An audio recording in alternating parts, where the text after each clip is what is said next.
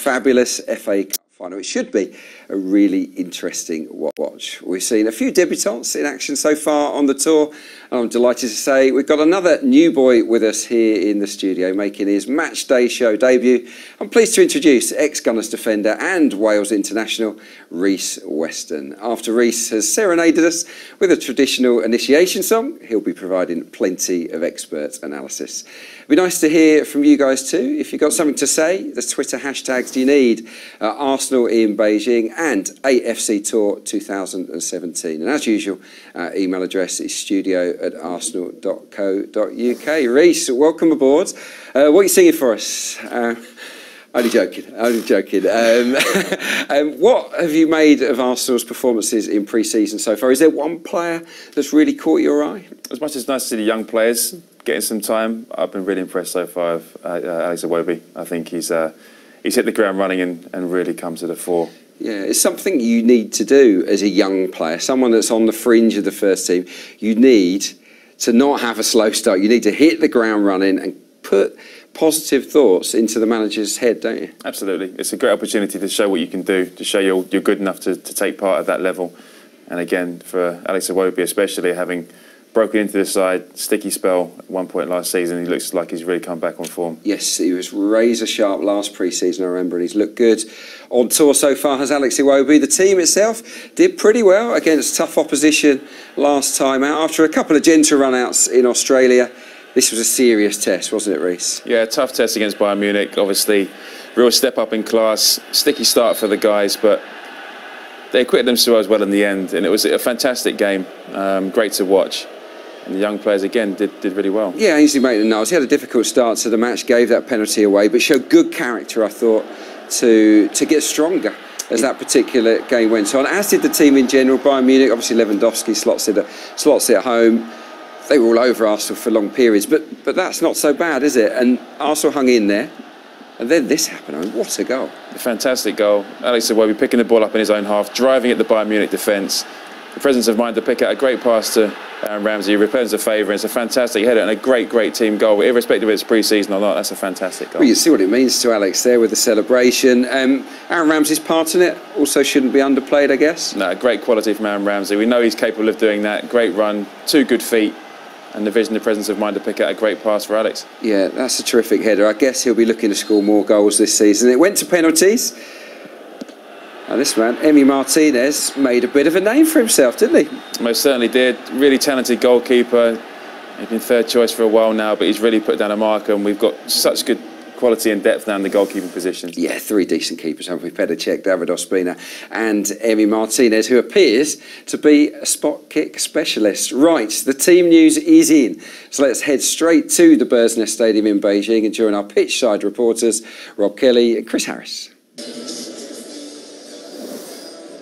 Thanks, Adrian. Welcome along to the Bird's Nest Stadium in Beijing. It's the final game of our pre-season tour. As you can see from the state of Rob Kelly, it's been a long and tiring couple of weeks. But Rob, it's been a very successful tour on and off the pitch. Absolutely. We're unbeaten on the pitch, so that's a big plus for the team. Off the pitch, it's been fantastic, really. The reception that we've got from the fans everywhere, it's blown the players and staff away, really.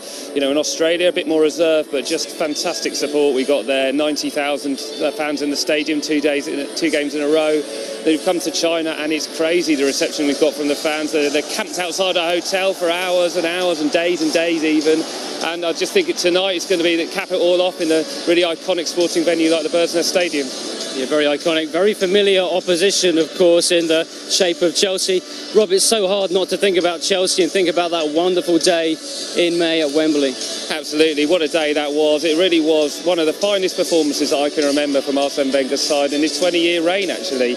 I thought it was just a fantastic performance. And actually, I think what was fantastic about it, I think it caught people by surprise, didn't it? With 56 days on from that, I mean, this is only a pre-season game. It's very much a sort of dress rehearsal for the Community Shield. But it'll be just interesting to see how Arsenal and Chelsea, actually, how they line up tonight. Yeah, Chelsea line up pretty strong. What can you tell us about the Arsenal team news? Well, it's starting to look like Arsene Wenger's putting together a really, basically starting to form his strongest side. You know, and obviously Alexis Sanchez, he's still on holiday because he's on Confederations Cup duty. But elsewhere, you've got that front line. You've got Mesut Ozil up there. Alex Iwobi's been really played himself into some excellent form on this tour, and Alexandre Lacazette, who's I know Arsenal fans are very excited about seeing again. I think it's a very strong-looking Arsenal side. 3 games against Chelsea last season, 2 really good results, good performances, 1 really bad performance at Stamford Bridge. What did we do badly that day? What do we need to avoid against Chelsea? Well, I think it's important to remember that we are playing 4 at the back in now. We didn't have the defensive protection really that we do have in this new system. So I think that's made a big difference. We just got bypassed in midfield, I felt, in that game at Stamford Bridge. We don't have a great record at Stamford Bridge down the years, but I think in the 2 games that we played them at Wembley and the Emirates, I thought we were fantastic, really. The gap at the top was pretty large by the end of the season. We did win the Cup, but they did win the league. How big is that gap in reality, Rob? I don't think it's big at all, actually. I really can't see it. I mean, I think the Chelsea have got a very good squad. They've been adding some names to it this summer.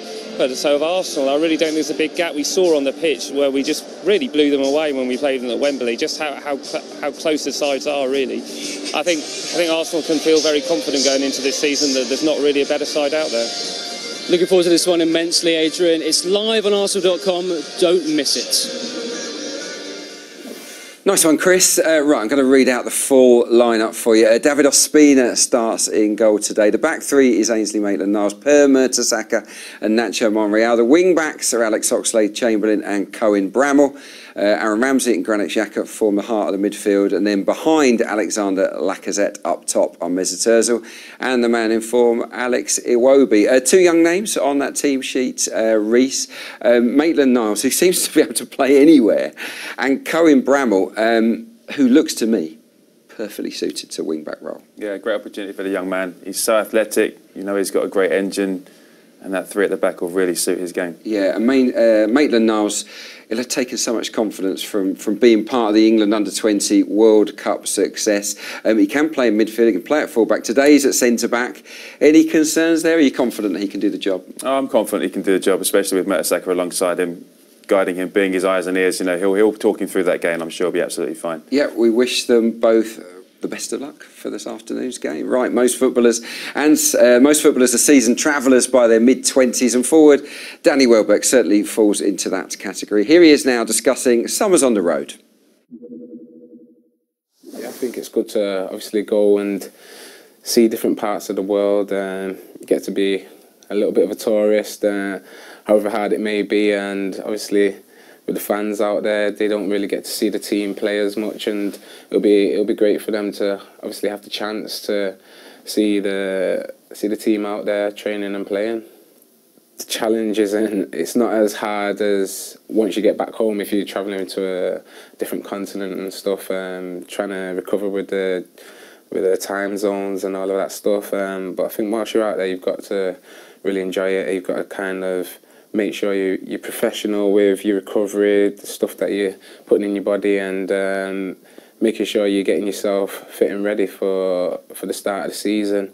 So it's a bit of a tough turnaround once you get back home, but there's also plenty of plans that are made and to help you with that stuff once you arrive back. I've been travelling with football teams since I was like 11, 12 years of age, and you kind of it's like a stepping stone. Sometimes you go away for a weekend, or you go away for a week, and then you go to tournaments with like maybe England under 16s, 17s, and then you kind of just get into that sort of routine of learning how to prepare yourself for training, for matches, and obviously on tour it's different because you're travelling to different continents and all that. So it is now something for me where I go to a hotel. It's just normal. It's normal. Go to a hotel, try and sleep as best as you can, get up, and then it's back to work in the morning. So yeah, it's just something that you become used to, and it doesn't really grind on me too much.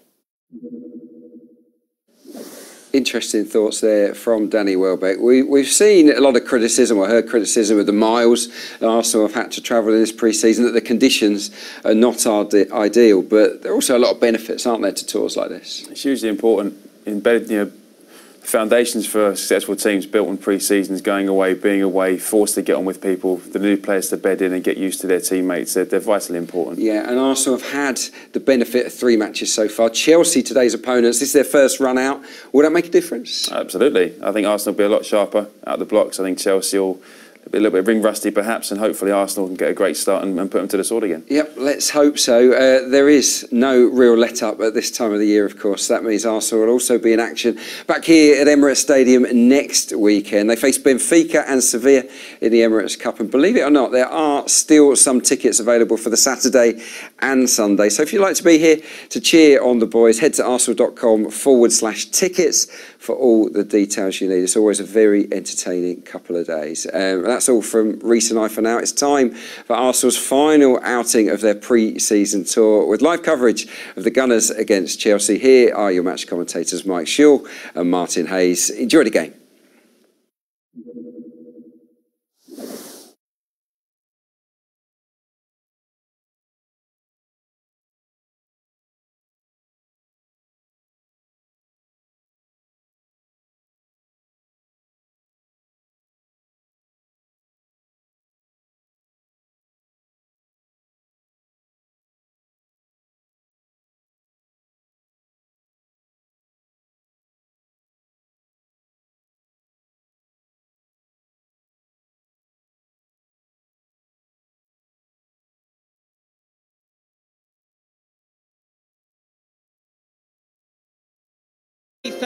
Capacity Bird's Nest Stadium in Beijing. The vast arena of red and blue for the occasion, led out by the Chinese officials and captains Per Mertesacker and Gary Cahill. Well, Martin, pre-season friendlies are a bit different now to when you played. Well, yes they are, but the principles are still there. The work, the work and the ethic is still the same. It's a pre-season friendly, but it's 3 weeks training. Besides, we've had a few games. You're not going to be that far away now. Players are getting close. The only thing you're probably lacking is a bit of sharpness, but they should be at a good level now to put on a good game and get a good gauge to see where both sides are at. And also put on a good show for the Chinese fans of the two teams. Premier League football is hugely popular, and as we know, China are trying to strengthen their own league. Have already attracted big stars from Europe to play in it. It's the Arsenal team will start the game. In terms of it, as you might expect, Arsene Wenger has mixed things up so far on the tours of Australia and China. This team contains 7 of the players who started the FA Cup final against Chelsea 2 months ago. The 4 that didn't, a record signing Alexandre Lacazette, who makes his 3rd consecutive start of pre-season, Alex Iwobi, Ainsley Maitland-Niles and Cohen Bramall.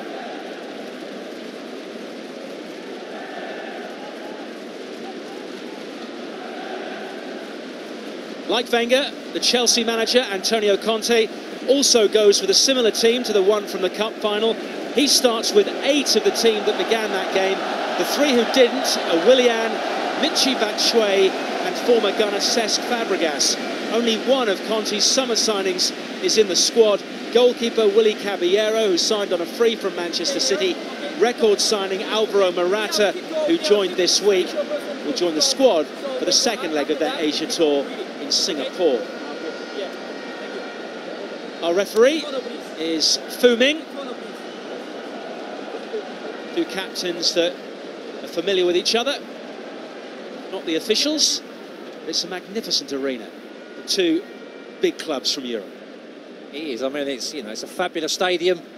You've got a lot of expectant fans in there. They love their football. It's a massive blue and red.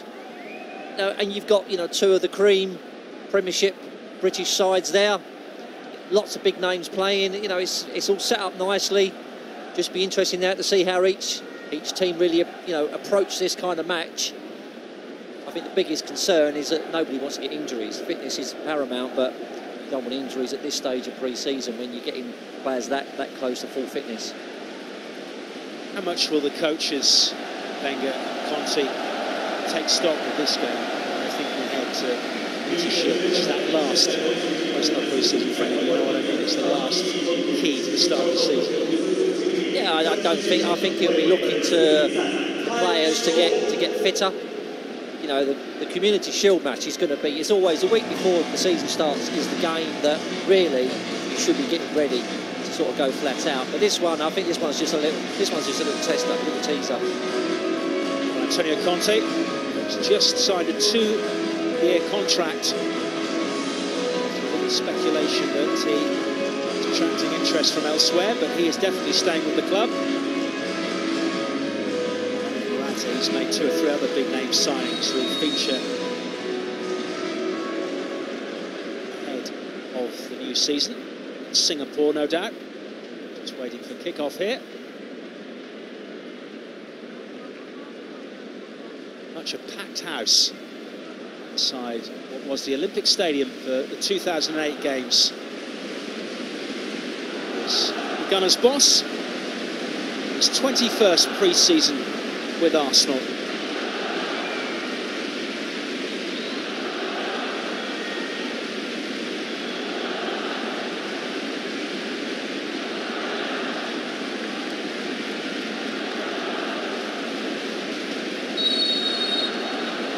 And it's Chelsea who get us underway in their customary blue. Already they're pressing high on the Arsenal goal here, as the ball goes in towards Willian inside the first 10 seconds. And already it's gone out for a corner kick to Chelsea off Aaron Ramsey. It's a bright start.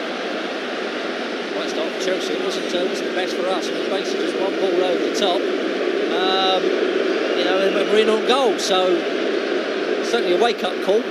Players need to get back on their concentration levels. It's Fabregas with the corner, way at the near post. Xhaka back in down to Alonso on that left side, cuts it into the area. Another deflection takes it out for a corner on the other side of the field. It's a bright start by the Premier League champions against the FA Cup holders. Yeah, and at the moment, down that right-hand side, we're having loads of problems. Maitland-Niles and Chamberlain getting punished.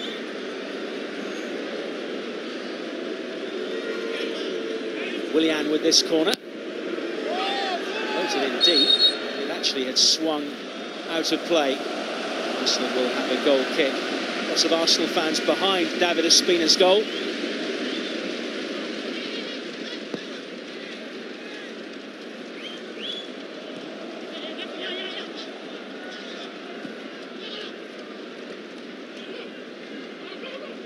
Way back to Ainsley Maitland-Niles, who was put under pressure immediately. Now Mertesacker to Monreal. Arsenal continuing to play with that 3 at the back formation. And at the moment it's being pressed quite hard by Chelsea, but Arsenal are in possession of the ball. They've certainly come and decided to press and push up. So very directly trying to go down the middle with Luis in the way. A little bit ragged to start. Well, you know, it will be to a degree. You know, you don't know what what condition the pitch is in. Could be a little bit bobbly. Players get used to it. Actually, a foul, nothing given by the referee. Victor Moses is in here. That's in the first real shot on target. Spina stops it from going out for a corner. They certainly seem to be holding a high line. The ball's over the top are causing us problems. Monreal that time got caught. Shuey was the player who went down under the challenge from Xhaka. He's now on the ball.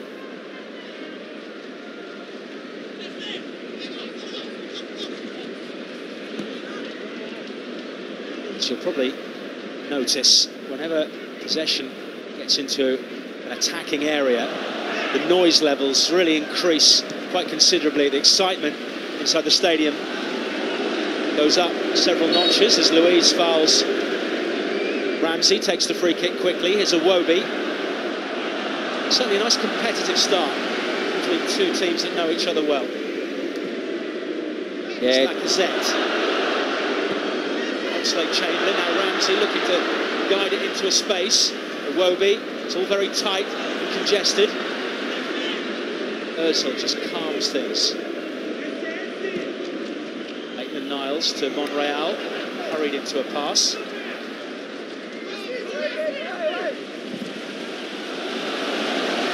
Thanks off Cohen Bramall. Chelsea throwing on this near side. Yeah, like I say, there's a little bit of noise. The fans are definitely, you know, for a pre-season game, they're gonna make the atmosphere good.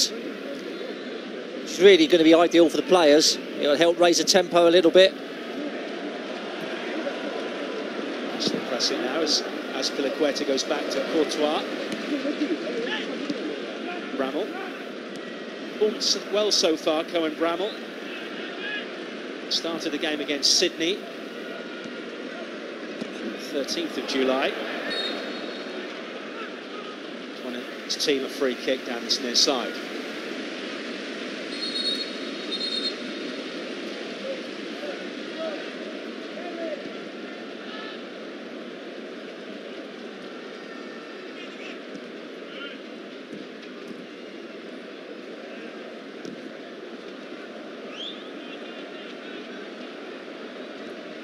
Maitland-Niles into Mertesacker, who, of course, captained Arsenal in the cup final, had barely featured for the club since returning from injury, but performed exceptionally well in that game at Wembley in the absence of Koscielny, Gabriel. And now Chelsea here with Pedro, very pacey Pedro, dealt with brilliantly by young Ainsley Maitland-Niles. Pedro can be a tricky customer. Iwobi down the left for another youngster, Bramall. Just about going to keep this in play, is he? Does, but he couldn't lever the cross, having overrun the ball. It was a great break as well. Opened up. Maitland-Niles done really well to intercept, played it inside. Iwobi had space. Put a great ball in there. Just the first touch. Just let him down, Bramall. Is Ramsey charging his way through the Chelsea defence. Watched all the way by Cesc Fabregas. Moses fouled by Ramsey. Two key figures in the cup final, of course. Ramsey got the decisive goal and Moses was sent off in the game. Well, you know, like I say, a couple of key points there. Referee had some big calls to make on that day. You know, I believe he got them pretty much right. And that cost Chelsea. We'd like to think he's going to come back a bit wiser, Moses, and you know, do the right things in future. That's a loose pass by Maitland-Niles. Willian is away. He's got support from Pedro. He may not need it. He can't find the target. The angle was getting more and more acute for Willian. There's a poor mistake from Maitland-Niles. Sloppy pass. Willian moves through. Looking up. Spina done well. He didn't commit himself. He backtracked. Made Willian sort of have to make a decision. He went wide. Probably went a bit too wide. Just put it wide to the post. That's a let-off.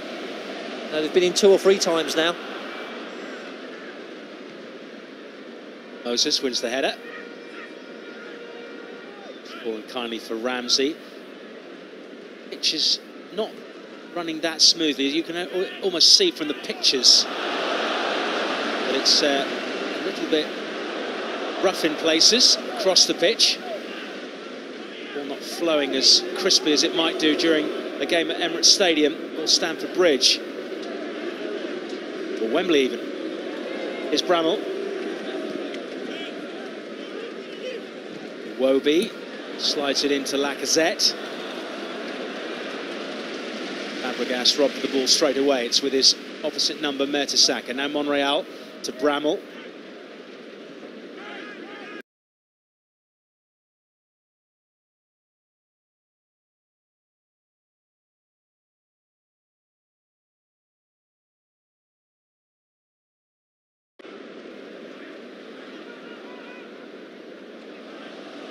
Ozil able to take time to push it through to Iwobi.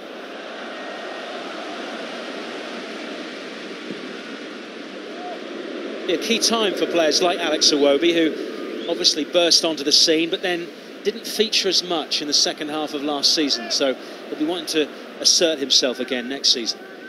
Well, that's always the big question in football. The players. Let's break off for a moment. Here's Mesut Ozil looking towards Lacazette.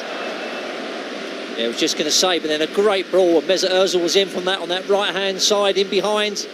Just didn't have the bodies in the box, but always a problem for young players. You come on, you get in the first team, you get a few games, people get to know what you're about, and then it's the second season. You've really got to maintain that form and improve again. Ozil with the corner, just short of 10 minutes played in Beijing. It's towards Monreal, but Batshuayi's in there. Now Fabregas back into Michy Batshuayi. Chelsea running forward in numbers. Kante into Willian. Space out wide on the near side for Victor Moses. Batshuayi's in the middle. Drills it in towards him, but it falls between goalkeeper and striker. But will be kept in by Pedro, who finds Marcos Alonso. Support from Fabregas, who was unmarked. Picks up the ball. Willian drills it in. Again, Chelsea threatening. Fabregas. Find Moses. Against Bramall. Moses checks. Forcibly tries to put the ball into the penalty area.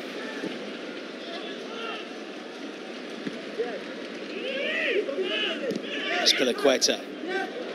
Look from Willian, almost picks it up himself.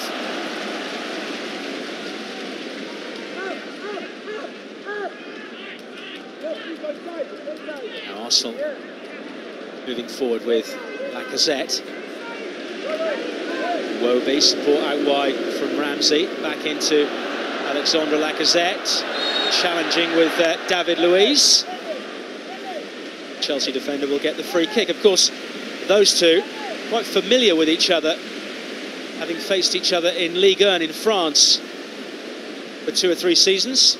Lacazette with Lyon and Luiz with PSG. You'd imagine the French players would be aware of what's going on. They'd watch a lot of their own football as well. They play each other so many times at the moment that these players are going to be, really, really familiar with each other, even when the changes come on.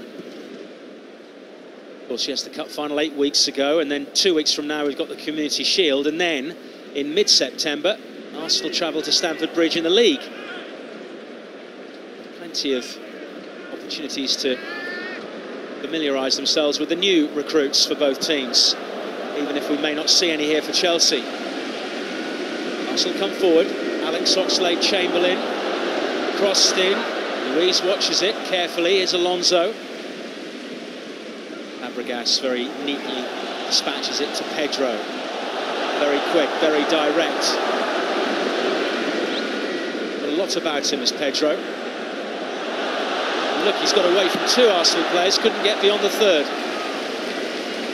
Having a great battle down there, Pedro. Xhaka, Chamberlain done really well to work back, which he's done down that right-hand side. It's like the Chelsea coaching staff have been asked to put bibs on, because they've all got the same colour shirts as the players. Unusual to see a manager wearing a bib. Maybe he fancies a run-out. It's Pedro. Alonso, who scored in the fixture at Stamford Bridge last season, got the ball rolling in Chelsea's 3-1 win back in February. Arsenal earlier beaten Chelsea at Emirates Stadium in that convincing win at the start of the campaign, 3-0. Those quick-fire goals from Alexis and Walcott.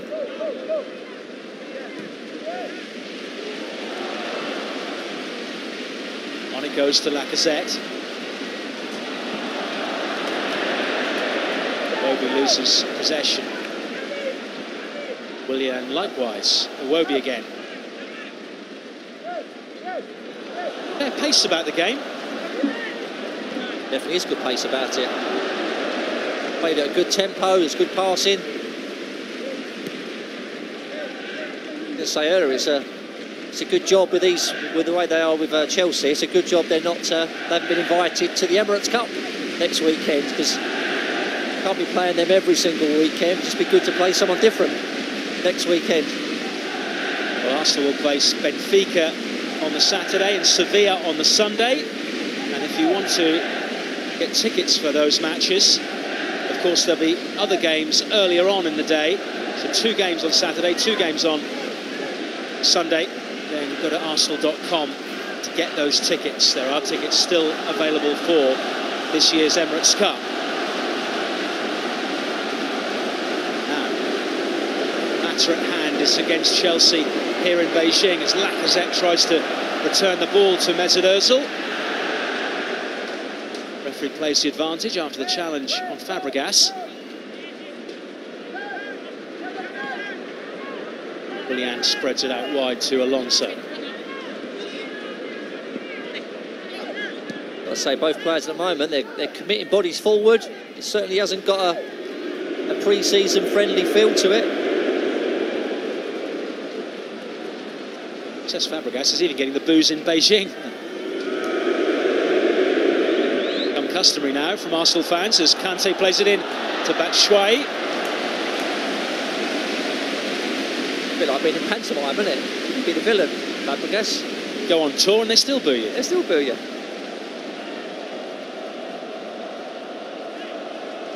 Michy Batshuayi when he came on for a few minutes of the cup final back in May. Of course, main competition now he's got to contend with will be Alvaro Morata. That's assuming that Diego Costa leaves the club. You'd think with the money that they've spent on Morata, probably want to get some of it back wherever Costa goes. There was talk of China at one point. It's Ramsey. Certainly probably would get the money back if he went to China. Ozil, low ball in. Looked like a bit of a scuffed effort from the German. He nearly got the return there from Xhaka. There's great vision there, nice little run. Xhaka's pass maybe just a bit too hard, but Arsenal looking for those little balls just in and around the central defence. Chelsea, little runs, just not quite coming off, but at least you're making them and you're looking to get in now. Laid off back by Batshuayi, Willian, fouled by a combination of Xhaka and Monreal. Great ball in and a great flick as well. Willian didn't even have to break stride, it was straight there for him. Here's Batshuayi, ball taken off his toes by Mertesacker. Chelsea are pressing Arsenal very, very hard in the final third.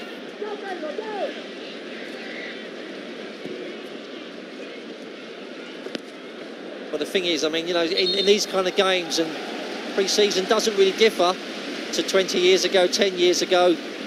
For the players, this is a fitness workout. You know, some of these are only going to play 45 minutes. So the manager will be saying, go out there, get some work done. Even if you over-exaggerate your running and you're shutting down, you know, I want you to get a good 45-minute workout, because it's all about getting fit for 2 weeks' time, 3 weeks' time. Ozil on a chase with Alonso. Wins that particular battle and finds Xhaka.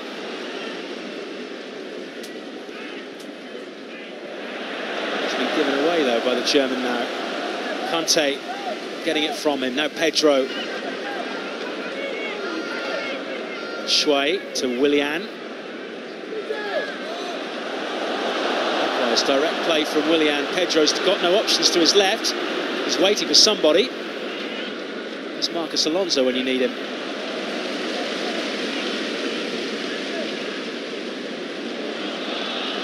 He's been forced to look after Mesut Ozil, who's floating around as usual behind the front men. Xhaka finds Lacazette. Now Iwobi. Ozil. To Top it goes. It's a wayward pass from Mesut Ozil to Cohen Bramall. Yeah, it's unusual for Ozil. He's normally so good with the ball, he doesn't give it away. There to Arsene Wenger's left is Jens Lehmann, one of his new coaches. It's a lot of German involvement come next season when it comes to coaching at Arsenal. Per Mertesacker will be the academy manager from next season. For this season to come, when I say next season, I mean the season after the one that's about to happen. Next season, the coming one will be Mertesacker's last as a player. Here's Batshuayi, support from Willian. Again, another effort from the Belgian, but once more, straight down the throat of David Ospina. Yeah, it was a poor decision. Willian, he was in full flow, he was down the side of Mertesacker. That pass there, he would have been in on goal. It was a poor decision, good for us. Poor decision, Ospina very easy, picked it up in the middle of the goal in the end. Nacho Monreal has gone down. Slight problem. That pitch is not particularly good, is it? It's not very, it doesn't look very flat. It looks quite bobbly. Again, this is your worry pre-season. If any players do ankles or go down, you know, any muscles start getting tight, you'll find the managers will get them off straight away. They'd rather miss a few days than a few weeks. Chance for the players to get some refreshments in the very humid conditions of Beijing. It might be evening, but it's still warm. Yeah, one strange thing as well, you know, the Chelsea, none of the names are on the shirts. It's unusual nowadays. You don't see any of the names on there. They're all blank, just numbers. Good test for the commentators. Yeah. All familiar faces, though, at present. Got some youngsters on the bench, as have Arsenal. Unmistakably, that is David Luiz, of course, with that hair. Yeah, there aren't too many of those hairstyles around nowadays, are there?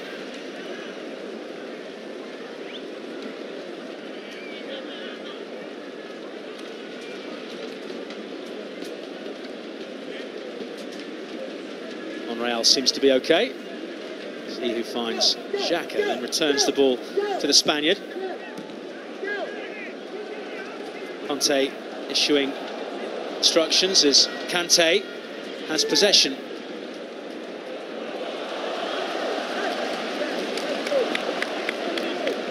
They just don't seem to have the width, Chelsea, at the moment. Everybody's through the middle, the full-backs are not getting on, which is really helping us. They're very, very narrow. They haven't really got that sort of penetration out wide in behind.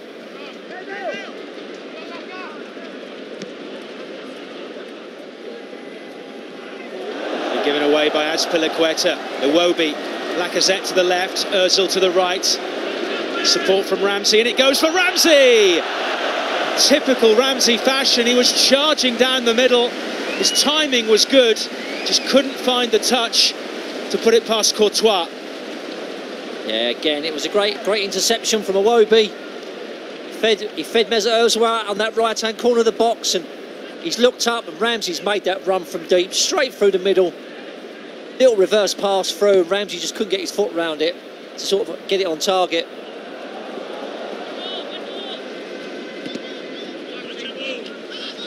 It's probably the best chance of the game so far. Chelsea have flattered to deceive in front of goal. Been threatening until the final shot, but that one was a terrific ball from Ozil and almost a finish from the man whose goal won the cup against Chelsea back in May. Not many players that score the winning goals in 2 FA Cup finals. No, he's done very, very well, and he's chipped in with some very, very important goals.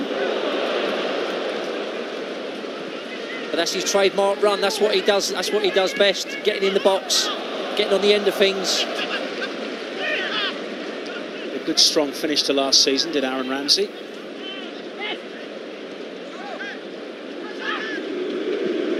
Forward by Fabregas. watched all the way by Mertesacker.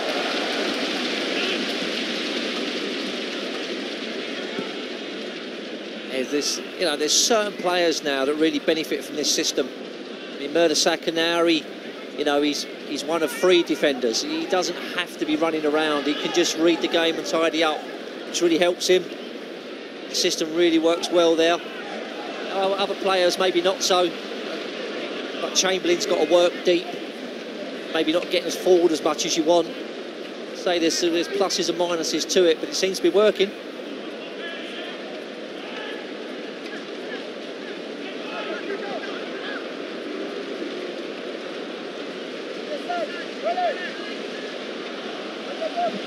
Luis over the top, looking for the run of Pedro.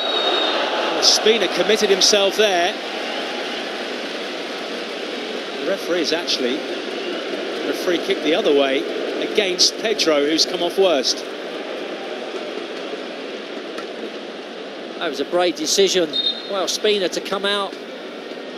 Both defenders on the edge of the box. I think he's punched the ball, but he's come through and caught Pedro with his knees. I mean, that's dangerous play too. It wasn't needed to go there. I don't quite understand how that's an Arsenal free kick. Have I missed something there? Yeah, maybe the Pedro head Ospina's knee in an aggressive way. Certainly, he's come out worse by a long way. Maybe there was a slight nudge on Maitland-Niles just before Ospina came in on Pedro. That might be the reason why the free kick's been given. Doesn't look very sharp, Pedro.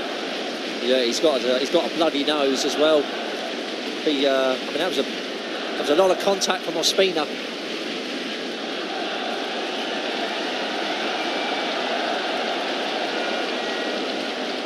Keeping calm. With Paolo Cudicini amongst his backroom staff, the former Chelsea goalkeeper. These are worrying signs in a match.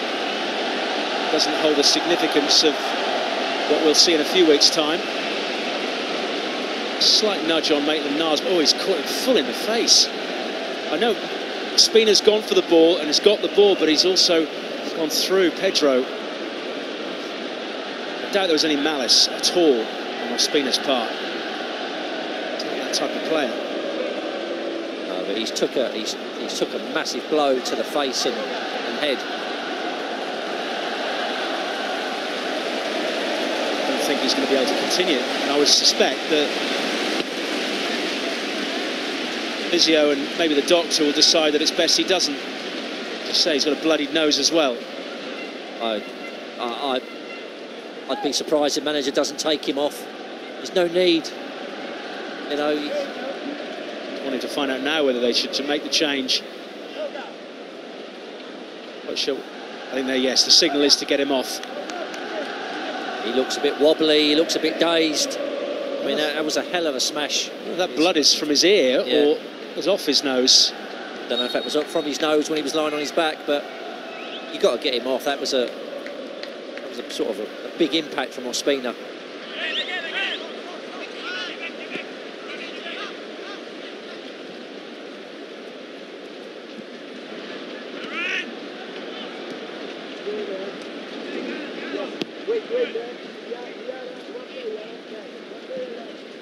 So at the moment, Chelsea down to 10 men to rejig themselves while Chelsea decide what to do next. That worked better for them in the final as well. Went down to 10 men and got themselves back in the game. It's seems to be repeating itself again. Got to say, the game's been a good tempo. It's been good passing with, the formation's working well for us. The players look comfortable. There looks a good sharpness to the play. Good experience for people like Maitland-Niles and Bramwell to come in, play in these matches. Here's Ozil, got the right side of Alonso from Arsenal's point of view.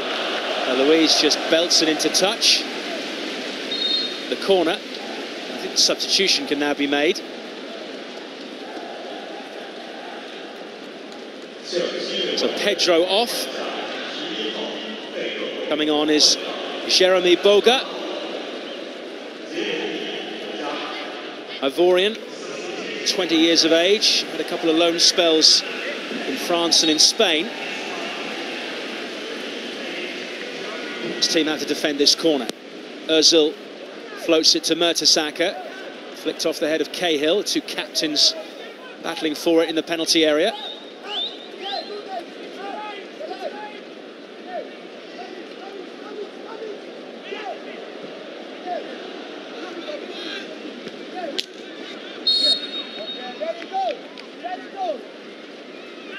It's a worry for Antonio Conte. The fact that Pedro's gone off with that injury, and as you can see, it's very groggy indeed.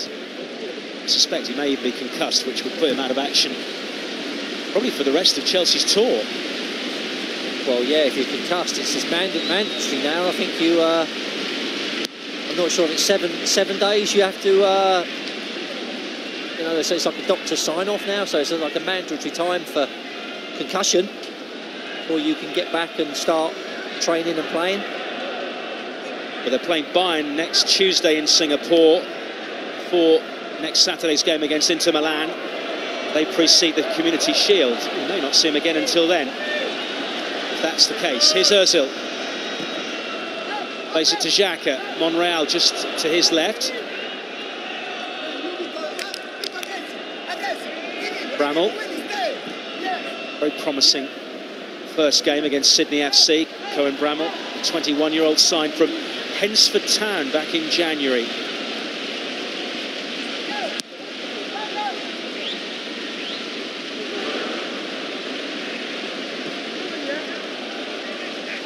Monreal into Bramall.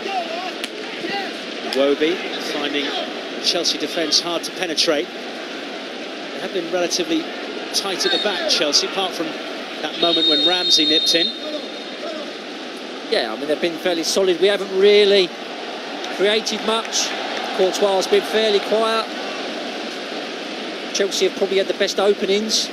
Willian, when he went through, probably should have done better. But it's been a lot of good playing between box to box, though, from both sides. Just over half an hour played, with a chance for a refreshments break. Asked to issue a few instructions as well. Arsenal, of course, return home after this game, whereas Chelsea just started their tour. There's a man who Arsenal know well, Cesc Fabregas. Yeah, you need these breaks. You know, if the fans want to see a quality game, you need the breaks. Pre-season, but like fluid, just to keep the tempo up.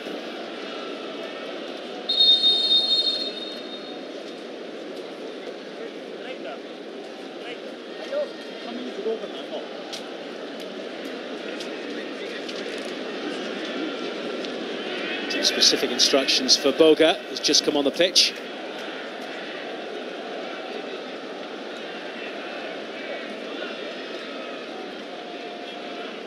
Doesn't really offer maybe the same kind of threat that Pedro does.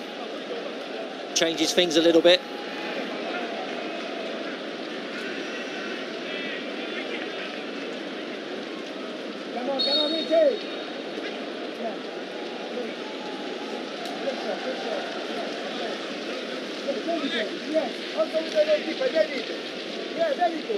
No goals, but one or two chances.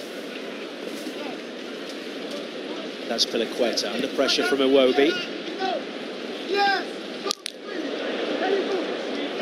Willian stands up well to Monreal, but can't keep the ball for Chelsea. It's an Arsenal throw-in right in front of the Chelsea dugout. Arsenal's substitutes include Laurent Koscielny, who just had a bit of a back problem, which put him out of the Bayern game, but said he may not be 100% for this one, but could play a part. Of course, he missed the cup final, remember, through suspension. He did. He was one of about 15 centre-halves we are missing. Per Mertesacker, who's on the ball now, was absolutely imperious on that day. Oh, he was like a man possessed. You know, to come in and do what he did was really quite amazing, really. It was as if he put a whole year of not playing into one game. I mean, he felt it afterwards. You could see on the steps up to collect the trophy, he was absolutely exhausted, but it was worth it, wasn't it? Oh, absolutely. I mean, you know, he showed every bit of experience that he's gained over the years. He put into that match, and you know, unexpected.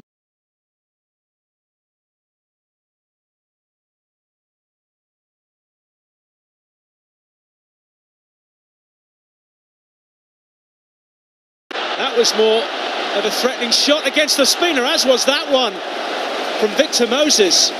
Double save from the Colombian to keep out Willian and Moses. It was good keeping in the end. He's been fairly quiet. Willian, he's been the threat. He's been that main thrust. Beating 2 players, good shot on target, although straight out of Spina, middle of the goal. Quick corner taken though. Conte in from Fabregas, but Shui puts it in the net, but the ball, even though it's there, the goal is ruled out to the displeasure of Michy Batshuayi. The flag had gone up straight away, to the official's credit. And this will tell us if he was or he wasn't. Well, yes, he was offside from that ball. Whether he was from Fabregas is another thing, but the first ball, he was marginally off. Well, but then he wasn't interfering with play. You could see them not given. I mean, we went asleep from the corner, short corner, just a straight reverse pass back, then the ball across the box.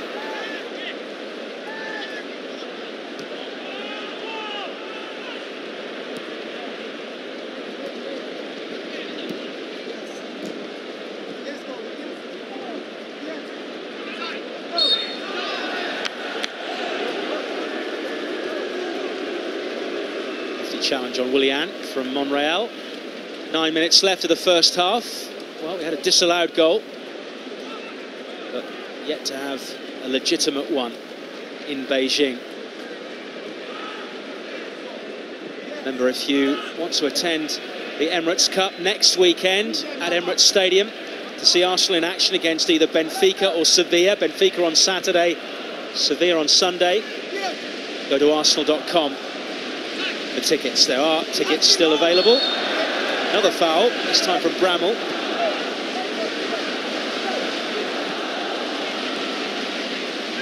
It's Batshuayi who had that goal ruled out. Willian is hugging the line, as is Boga, who's in here. Willian's in the middle.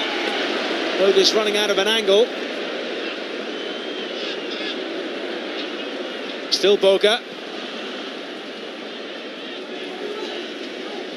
Victor Moses, good delivery, and Mertesacker's there. He's wanting his teammates to get in quicker, not allow them a chance to get the cross in. Certainly starting to get at us down those channels. And then whipping early balls in there. I mean, Mertesacker's done well to intercept that on the 6-yard. That's hit his shin and gone out for a corner. Could easily have hit his shin and gone in for an OG.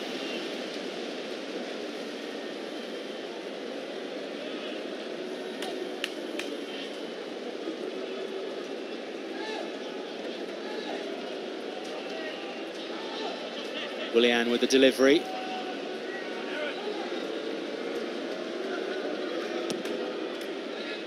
Punched in towards Cahill.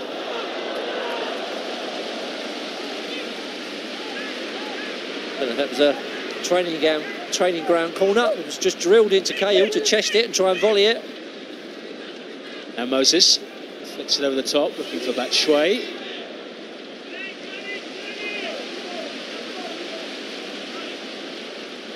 Look at the Mertesacker. He's puffing and blowing a little bit there. But the conditions will be affecting everybody, especially when we get into the second half. Here's Boga. Made a bit of an impact already, the 20-year-old. It's Batshuayi with the eventual shot again. Start to see players. Mertesacker's not even getting tight now. He's dropping off, and he's probably, if you've been out a long time, even with a rest, get tired, players get too tired pre-season, that's when muscles start to seize up, and that's where you've got to be careful.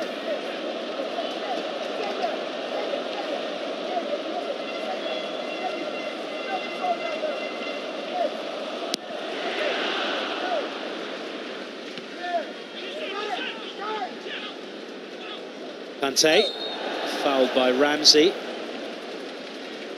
That's Fabregas.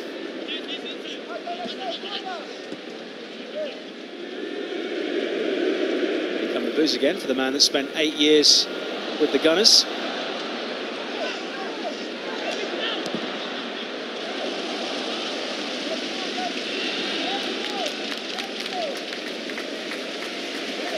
But you know, you look at the Chelsea side; they're certainly lacking that that sort of striker.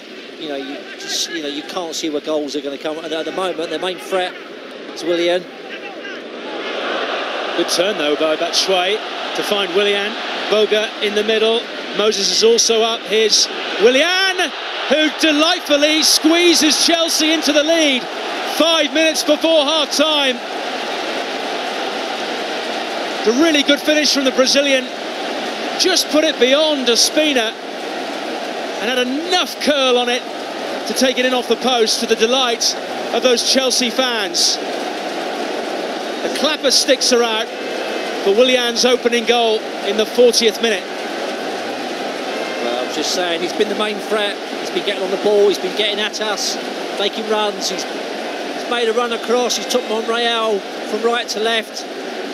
Just dropped a shoulder inside the box, curled it to Ospina's left, in off the post. It's a good finish. Maybe Monreal could have got a bit tighter, made it a bit harder. Chelsea by player number 22, Willian. The score now is Chelsea 1, Arsenal. Well, Willian has really come to the fore in the last couple of seasons as a Chelsea player, predominantly from set pieces. Yeah, and he probably didn't get as many starts last year as he'd wanted. He was more of a fringe player. Certainly has an impact when he comes on.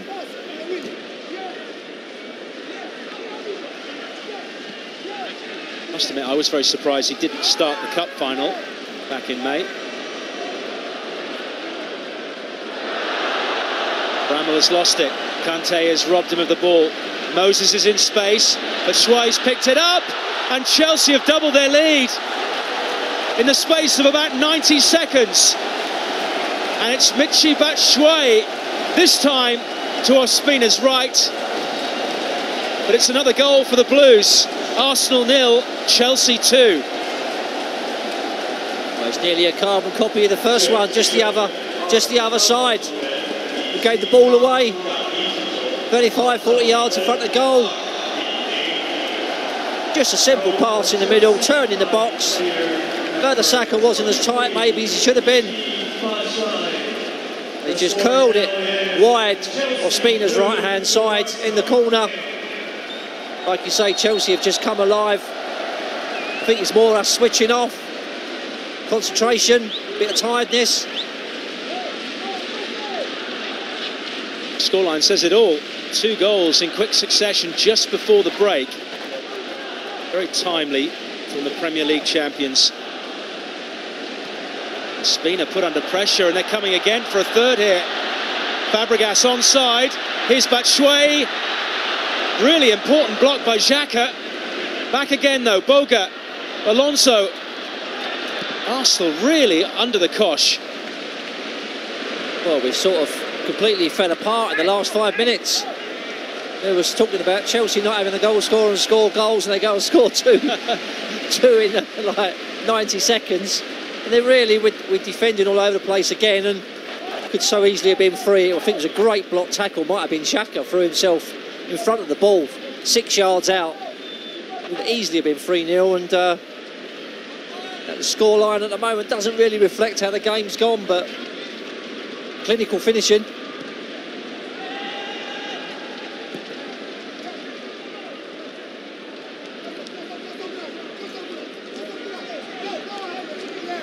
Bramall looking to get Arsenal back in the game. They need players in the middle. One of them is Lacazette. As Cahill intervenes. Bramall done really well there, nice and positive. Got the ball got it at his feet, put a nice early cross in the near post. Got to have more red shirts trying to get there. Lacazette really is in there on his own. The work for Arsene Wenger to do at half-time.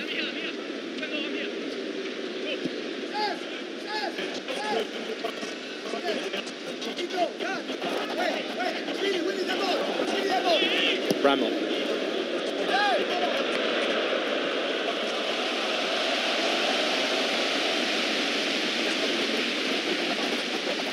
It's an early cross there from Bramall, high, far post, no one there really.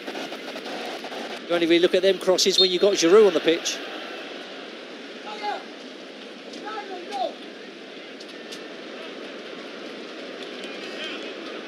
Talking of Giroud, he is at the Bird's Nest Stadium. I've seen him, but he's not actually listed amongst the substitutes. Neither is Theo Walcott.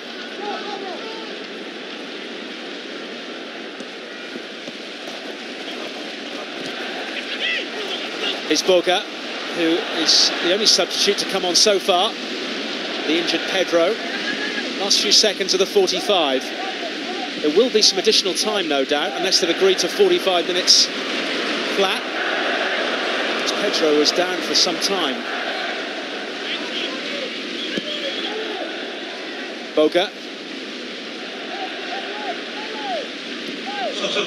4 minutes of added time to come. There's Fabregas, but Shuai in the middle.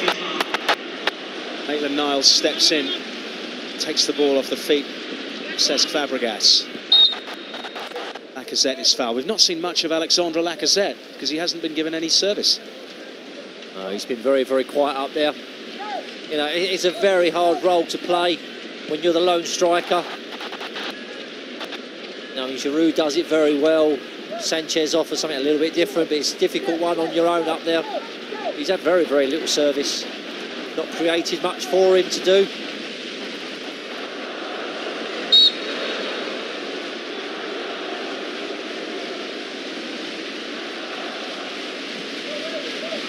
Fabregas on Xhaka.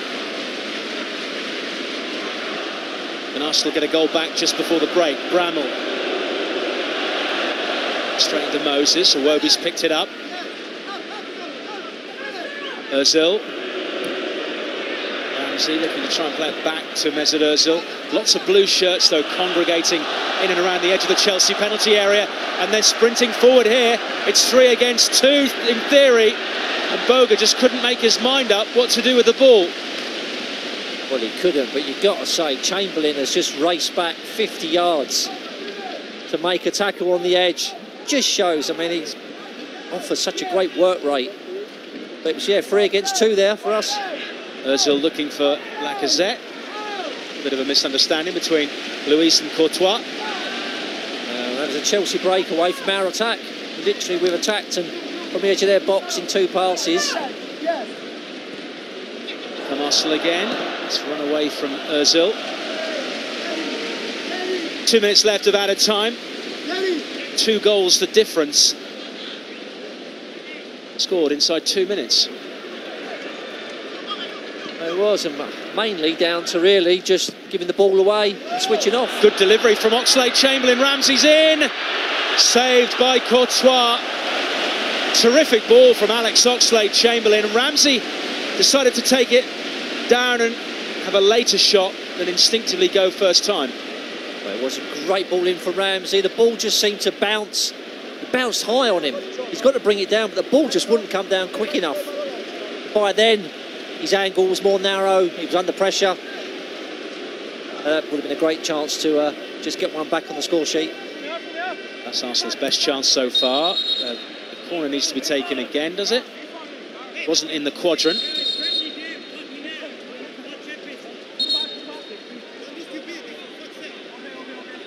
We'll be disappointed with the way Arsenal conceded those 2 goals. So close to each other.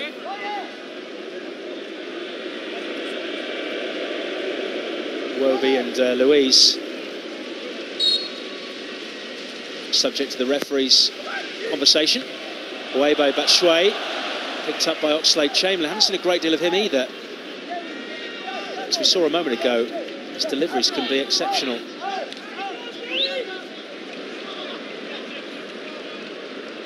Xhaka, direct and over the top towards Lacazette.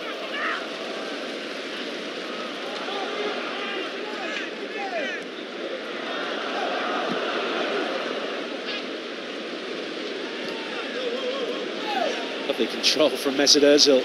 Makes it look so easy. Bramall's going to chase it down. Last few seconds of injury time.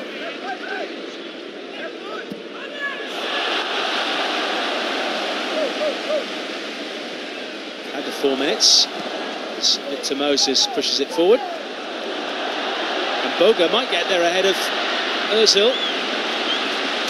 Good backtracking from Mesut Ozil.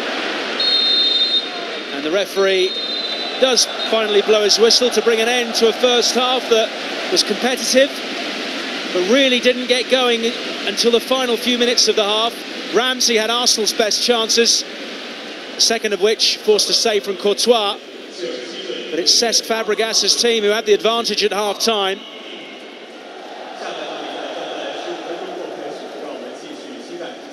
Willian with the first goal after 40 minutes. And then, within about 90 seconds, Michy Batshuayi added the second. Half-time at the Bird's Nest Stadium in Beijing. Arsenal 0, Chelsea 2. Well, that didn't go to plan, did it? A torrid final 15 minutes of that first half means it's Arsenal 0, Chelsea 2 at the interval. It had been fairly even, hadn't it, Reece, up until that last period at the first half. What changed?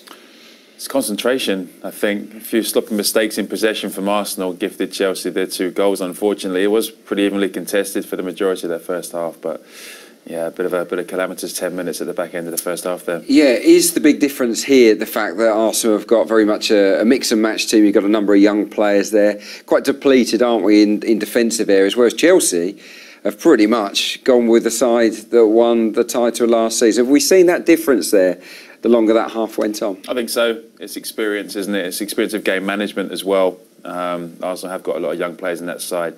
You can see Chelsea, they understand the formation, they understand how each other are playing, and Arsenal is still bedding in a few people, and it's been a challenge for the youngsters so far. Yeah, it really has. What have you made of the pitch? We know that the conditions aren't easy. It's sweltering hot, very humid out there in Beijing. That's bound to have an impact. But the surface, bang average, isn't it? Very average. Needs to get the rollers on it. It's not ideal. And again, Arsenal's play is so much geared towards slick, dynamic, short passing, give and goes, and what have you. And it's a troublesome surface. You can see players are checking their footing. Bobbles everywhere. It's not easy to play crisp, concise football. Yeah, certainly not easy for Arsenal's defenders towards the end of that first period. We saw Willian really taking them apart at times. They're looking pretty sharp, Chelsea. I know this is we're looking at this from an Arsenal slant, but considering this is for Chelsea's first run out, it's pretty impressive from them. Yeah, they look fit. They look fit. They look sharp. Took me a little bit by surprise. I thought Arsenal would have the edge in that respect, but again, I think it does come from that innate confidence of understanding the formation and the system they're used to playing, and I think they've just gone out and they've picked up where they left off from last season. Certainly feels that way. Let's check out the highlights of that first half. Not too many, unfortunately, from an Arsenal perspective. This was the first goal. Pierre Mertesacker got pulled out, didn't he? And the whole back three got very stretched, didn't they? Yeah, the problem is you're most vulnerable defensively when you're in possession, and Arsenal have given the ball away a couple of times in key defensive areas, and when you've got the likes of Willian with his pace and his ability, he's going to make you pay. And unfortunately, the Arsenal back three just dropped a little bit too deep there when Willian came inside. Yeah, you're looking for Monreal, maybe Maitland-Niles to just apply a bit more pressure? I think so. He's always going to want to come on his right foot, Willian. And as soon as he takes a shift inside, you'd like to think that Monreal and maybe Maitland-Niles can step up and try and apply a bit more pressure. Yeah, this was the second goal, of course, from Michy Batshuayi. Martin Hayes put the commentator's curse on Arsenal. He said Batshuayi didn't look like he had a goal in him, but this was a tidy finish. Great finish, and once again, it comes from an interception from Kante, a ball into feet, and Batshuayi just shifts it. A good first touch and bends the ball around David Ospina. Really, really good finish, but it's 2 goals in 90 seconds for Arsenal. That really took the wind out of them. It really did, yeah. You've just got to pick yourselves up. It's not all about results, is it, in pre-season? But they got into this game, having won comfortably in the 2 games in Sydney, beaten Bayern Munich on penalties. So even though it was technically a draw, the confidence was high. They don't want to let this match get away from them in the second half and lose heavily, do they? No, absolutely. And winning breeds confidence, whether it's a friendly game, pre-season game, whatever it may be. You want to acquit yourselves properly. And there's been some good positive signs for Arsenal. I think Ozil's played well. I think Aaron Ramsey's done well in stages. I think Iwobi again has shown that he's banging form, but just need to get a little bit more collective cohesion, I think. Yeah, well, let's nail down on a few of those positives. It's easy to get carried away. It is only a pre-season game. I've really enjoyed Mesut Ozil and Alex Iwobi in between the lines, particularly in the first portion of that first half. They received the ball in some great areas, and both of them have got terrific movement, haven't they? Yeah, they do. They've got awareness, spatial awareness. Yeah. And you mentioned during that first half, how Iwobi always seems to get the ball with his body open, half-turn. He's always aware what's behind him. Rather than taking the ball square onto the opposition, he's opening up and he's bringing other players into play. And Ozil, his work rate often gets questioned, but he's been all over the place this evening, tracking back, making runs in behind. Final ball's been a little bit lacking, but I think a lot of that's down to the surface rather than his ability. Yeah, I think for the first 20 minutes or so, Arsenal dominated in the engine room as well, didn't they, with Aaron Ramsey and Granit Xhaka. Particularly influential. We expect those two to start the season inside Arsenal's engine room. Talk to me about Aaron Ramsey, a compatriot of yours, of course, fellow Welsh international. This guy, he's on another level, isn't he, fitness-wise? I mean, he must be a nightmare to play against. Yeah, just up and down constantly. You look at Chelsea and Kante, Arsenal have got someone very similar to Aaron Ramsey. The ability to get from box to box is significantly underrated in modern football. And again, he does it timelessly, time and time again, pops up in the right areas. And he's got the ability to finish, to bring people into play. He's a hugely significant player for Arsenal. Yeah, Aaron Ramsey, top-notch. And he, of course, had Arsenal's only shot on target in that first period. We didn't see it there in that highlights package. But it was a trademark run, wasn't it, into the area. Lovely ball as well from Alex Oxlade-Chamberlain. We saw him score in Sydney, Aaron Ramsey. If you're in his shoes, you're Aaron Ramsey this season, you're looking ahead, you're thinking, all right, I'm going to play virtually every match.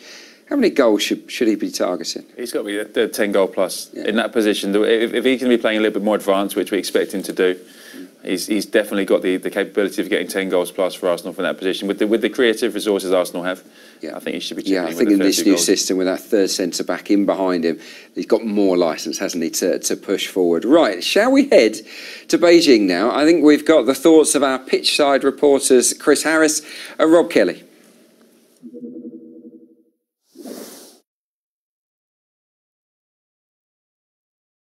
It's not going Arsenal's way. No, it's not really. You can't really think of too many positives from that first half. Chelsea have scored twice. David Ospina has very much been the busier of the two goalkeepers. I'm sure we'll see changes in the second half. You'd like to think if Arsenal pull a goal back and get themselves back into it, but it feels like a long way to go at the moment.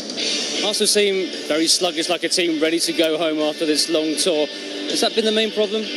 I think so. It's been a very long trip, hasn't it? It's pretty hot still. It's probably about 25 degrees Celsius at the moment out here. It has been. There's been a lot of travel involved. We've been to Australia, been to China, been to 2 different cities now in China. It really does take it out of the players. Lots of young players on show again tonight. Brammer was playing at left wing back. Ainsley Maitland-Niles is getting a chance at centre back. 2 interesting selections there. Absolutely. I think Arsene Wenger was very excited about Cohen Bramall, the way he's come through. His story is incredible, isn't it? The way he's burst through. He's shown his pace. He's troubled the Chelsea backline at times. Bit of a mistake, I think, for the second Chelsea goal from him, so he'll be disappointed with that. Ainsley Maitland-Niles hasn't looked out of place. He's played at left wing back, at right wing back, and now at centre back on this tour, so he's showing his versatility. And just finally, we've got to say what an experience it is to be here in the Bird's Nest to watch this game at Olympic Stadium, of course. What's it been like for you, Rob? Well, I'll be honest with you. My view from the press box, I can see about a third of the pitch at most. But I mean, it is one of the world's truly iconic stadiums, so it's a small price to pay, I guess. It really is a fantastic venue here. I just wish I could see more of it. Well, our view won't get better. Hopefully Arsenal will get better. Watch it live on Arsenal.com in the second half. Back to you, Adrian. Cheers, boys. It looks nice and warm over there, doesn't it? But yeah, you'd imagine Arsene Wenger, plenty to think about during that half-time interval. He'll certainly be pondering the thought of, how do I get Alexander Lacazette, this razor-sharp front man who's looked really good on tour so far, how do I get him more in the game after half-time? What would you be saying? I think it's just a case of Arsenal trying to get more control possession. I mean, they had a spell in the first portion of that first half, as you alluded to, but other than that, there's been no real sustained period of possession. I think Lacazette he's looking for the ball. He's dropping too deep. Maybe it's a case of trying to stretch them out a little bit more, trying to look in behind a little bit more. Ozil's done it a couple of times quite successfully. I think if Lacazette maybe comes short, maybe look to spin in behind a couple of times, stretch the Chelsea back three. Maybe he'll get more involved in the game. Yeah, he's been starved of service. I don't think there's any real criticism of Lacazette in that first period. Arsene Wenger, we're looking for a way, certainly, to get him more involved. Right, let's take a break from the game for now and look behind the scenes in Shanghai, where Arsenal's players got out and about between trainer sessions.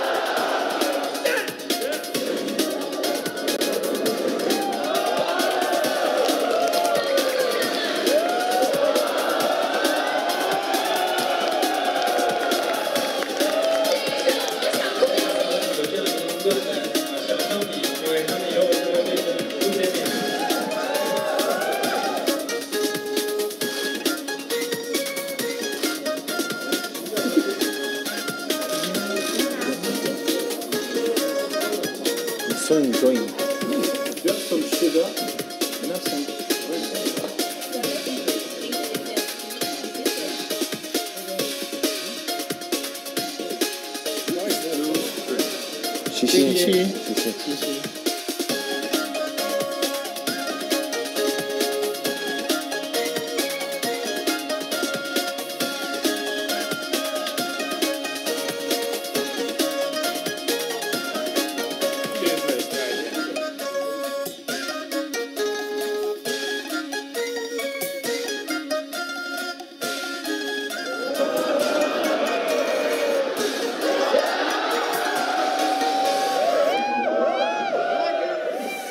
It looks like great fun, doesn't it? What a time they've been having. It's still chuckling about Olivier Giroud's face when he took a sip of that soup. I don't think he was a big fan, do you? No. But look, it is as much about what we see on the pitch. That's part of it, but the way that the experiences that the team get together off the pitch, they really do count, don't they? And throughout the course of a long season, it will surely help with team spirit. It's invaluable. It takes players out of their comfort zone as well. It's so important for developing relationships and friendships within a team infrastructure. It's so important, and just to experience new culture, to get out and see, the fans that pay good money to watch the team week in, week out from a different continent. It's great for all involved. Yes, wish I was there, to be perfectly honest. It looks fantastic, doesn't it? Right, who are we going to see in the second half? I'm guessing Arsene Wenger will make some changes. Looking forward to seeing Sead Kolasinac again, potentially at wing-back, because Cohen Bramall, he hasn't seen a lot of the ball, if truth be told. No, he hasn't. He's looked a little bit out of his depth at the moment. And again, I think it's just down to the fact that Chelsea have been so good.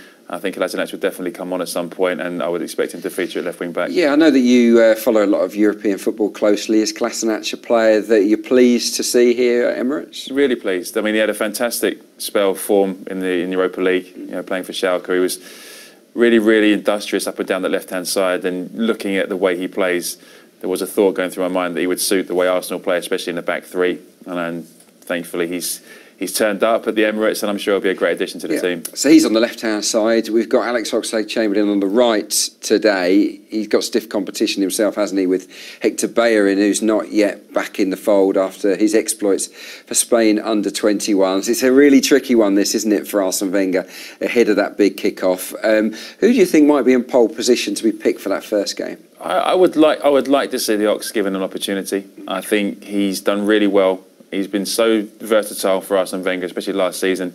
But he seems really at home in right wing back. It allows him to express himself. He's got all the attributes to do that job well. Obviously, Bellerin's had a busy summer.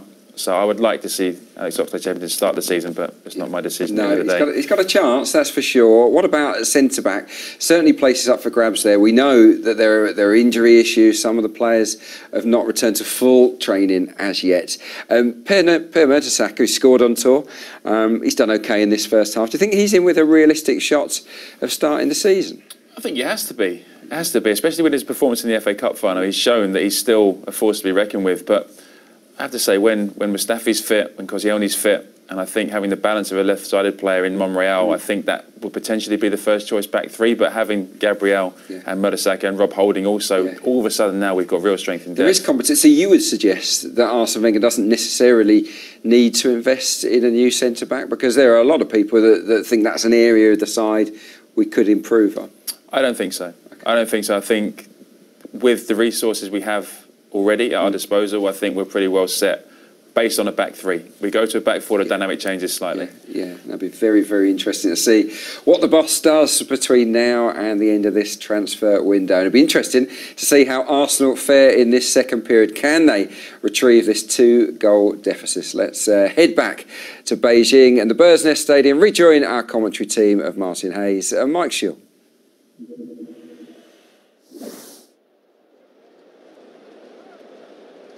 Well, this is a magnificent arena as we await the full quota of players for the second half of this game. It's a muggy night in Beijing at a venue that was built for the 2008 Olympic and Paralympic Games, but will be used once again in 5 years' time for the opening and closing ceremonies to the Winter Olympics. Arsenal have actually played here before. Manchester City 5 years ago, a match which Manchester City won by 2-0, which is the scoreline that we have at the moment. Chelsea, again in blue, leading at half-time. We expect changes, and they normally come in their droves. Whether that will be the case in this game is another thing. Chelsea have already made the one change, Pedro being replaced by Jeremy Boga. And here are the ones at the start of the second half. Danny Welbeck, Olivier Giroud and Laurent Koscielny for Arsenal. And in the yellow, sprinting off to the right, was Willy Caballero for Chelsea.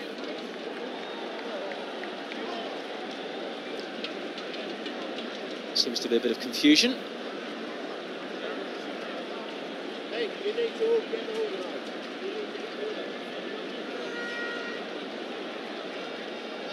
Giroud is waiting to be allowed onto the pitch. Welbeck and Koscielny are out there.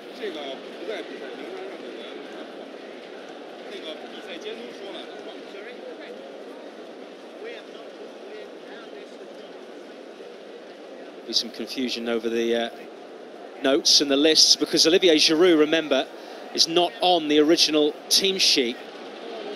But that must be the problem. Vic Akers, the man in the middle there, who's in conversation with the officials, who looks after the team sheets for Arsene Wenger, saying it's a misprint. Well, neither Giroud's number or his name are on the team sheet that we have, which is in both English alphabet and also in local as well. Arsene Wenger is not a happy man either.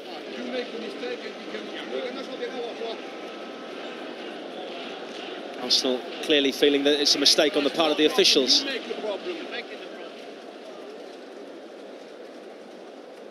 So I mentioned earlier that Theo Walcott wasn't on the team sheet either, although may not be well enough to play. But Vic Akers is saying that Chelsea won't object to Arsenal playing Olivier Giroud. I'm sure Antonio Conte won't be too fussed. But it's officialdom for you. Well, it's amazing. I know he's not. I know he's not. Maybe on one sheet of paper, and they're saying he can't go on. And Arsene Wenger's going mad, rightly so. But I mean, this day and age, you know who Olivier Giroud is. He's not someone going to go and play that no one knows. And I think that's what the problem is. So Antonio Conte's just been asked by Vic Akers, is he concerned? And he said, what's the problem? No problem as far as he's concerned. So Olivier Giroud does come on in the end. Yeah. One or two of the players make a bit of a joke about it. I don't think Arsene Wenger was too happy, though. I'm sure he'll get a bit of stick later, asking who he is and how long he's been at the club, checking on his ID. So Arsenal made those 3 changes. Also, Coquelin is on the pitch as well. We didn't see Coquelin at the beginning. That makes 4 changes. So Giroud, Welbeck, Coquelin, and the man on the ball now, Koscielny, along with Mohamed El Neni. So it is wholesale changes, as is often the case in these pre-season matches. I can certainly tell you Mesut Ozil was on the pitch at the beginning, as was Gary Cahill, who's on the ball now. Well, maybe the others came on and all said they was Olivier Giroud, and then when he went to come on, his name had already been used 3 times. Who knows? Per Mertesacker is one of the players who's left the field.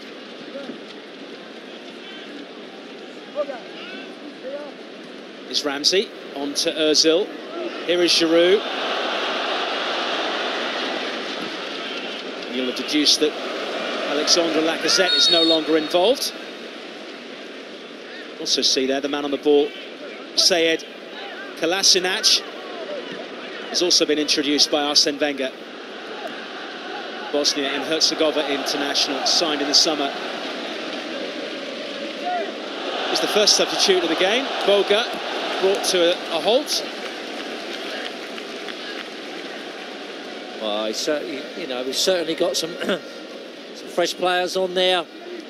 You know, some of our bigger names. Coquelin, as usual, straight into a solid tackle. You'd expect a different look about us now. Giroud will lead that line. Got Welbeck's pace up there you can use.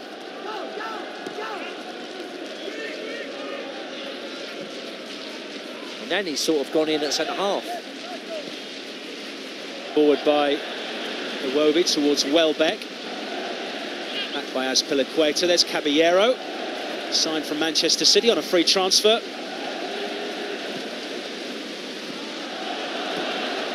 Arsenal have got it back early. Here's Koscielny.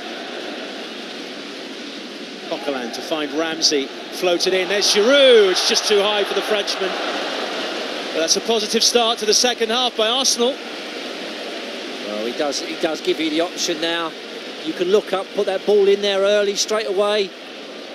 Curled nicely over the top of David Luiz. Giroud's gone for the volley. Could easily have thrown himself maybe for a header. It's a nice, strong, bright start.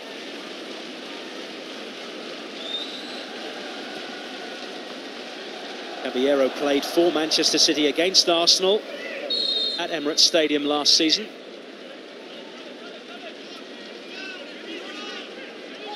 Will be the main backup to Thibaut Courtois.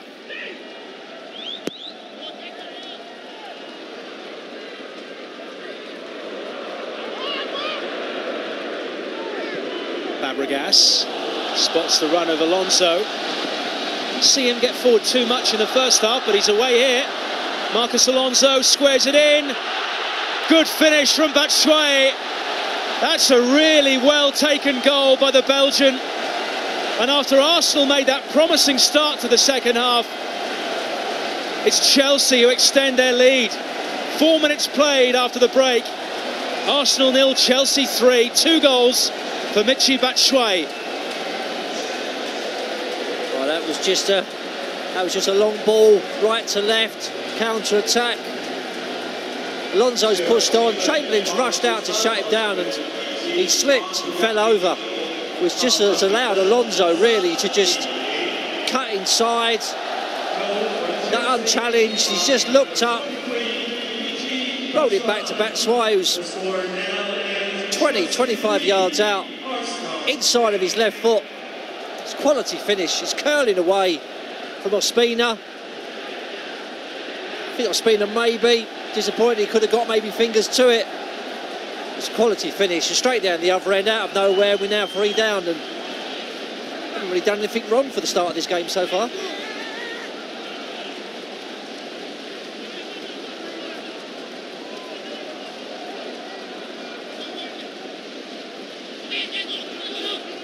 Not what Arsene Wenger would have wanted. They had that frustration with the substitutions, and now a goal to boot is El Neni, who has featured in that position already on this tour. Later in the game against Bayern. Oxlade-Chamberlain, Coquelin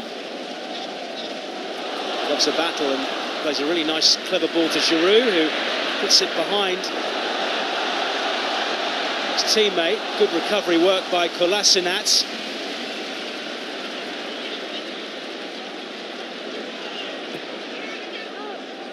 Ramsey, Giroud, slightly deeper roll. Kolasinac delivered in too close to the Argentine goalkeeper.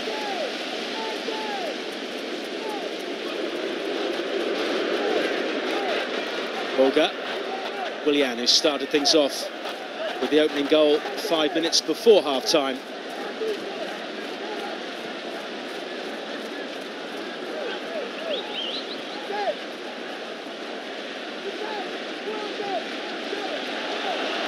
To Batshuayi, who's on a hat-trick.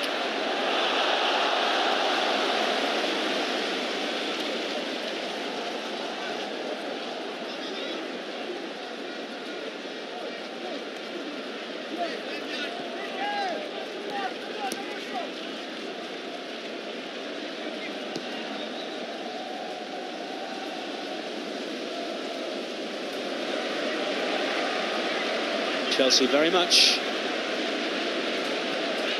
control of things, comfortable, but they have given possession away. Coquelin finds Ozil.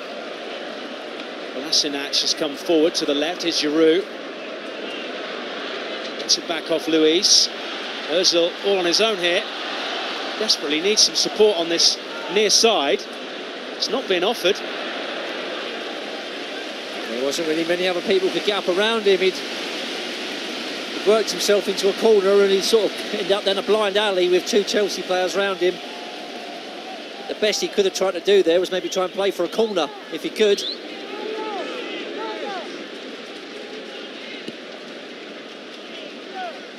At the moment, Chelsea seem to be leaving the bulk of their players out there. Don't know how long they're going to down to sort of minutes they're supposed to put in for this game.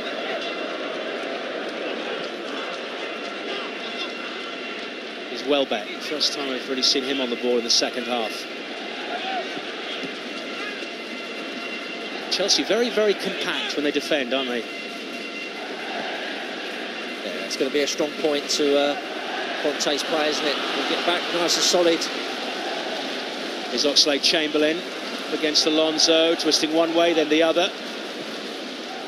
Cutting it back for Coquelin. This is toe in there, there's Oxlade-Chamberlain. As far as Ozil.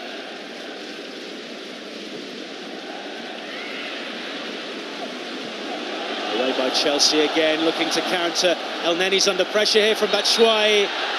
And the latter just tugged back the Egyptian. Complaints on the part of the Chelsea striker. Done well there, El Neni at the end. One long ball, it's 1 against 1. And he just stood up.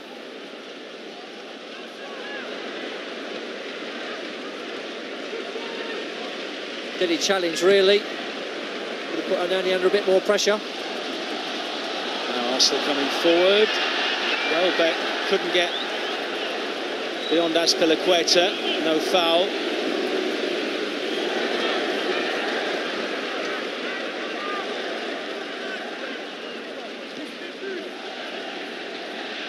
Conte. Schwei's touch didn't make its way through to a teammate. Oh, by Azpilicueta on Welbeck this time. On Nenny. So really need to get themselves back in this game as soon as possible. So drifting away from them. Ramsey, Giroud, good touch, down goes Welbeck. It's a free kick. Inches outside the penalty area. Great ball into Giroud. Another great flick from behind into Welbeck, who's just on the edge of the box on the line, and he's gone to turn David Luiz. He'd roll him. Luiz gave away the foul right on that line, right in the middle of the goal. Just another yard, it would have been a penalty.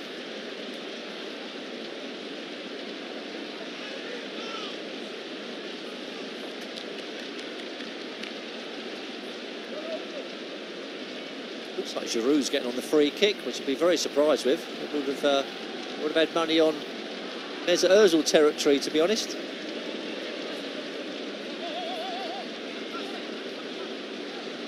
Always considered actually a difficult spot to score from because it's much closer to the goal than normal. Of course, you've got the wall in the way, up and over. Looks like Giroud's going to have a go at it. Plenty of blue shirts in the way. Yes, you normally need a bit more space to get it up and over that wall and down. It's really from here now you're looking at pace. You've got to drill it, and the keeper can afford to put his wall up and cover the other side.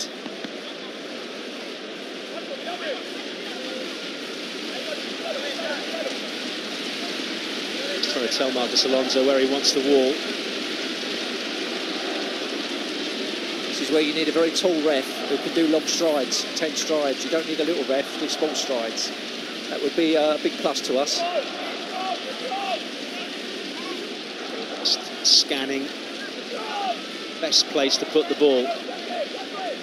There's a lot of work to do to get it over that wall and then beyond Caballero and below the crossbar.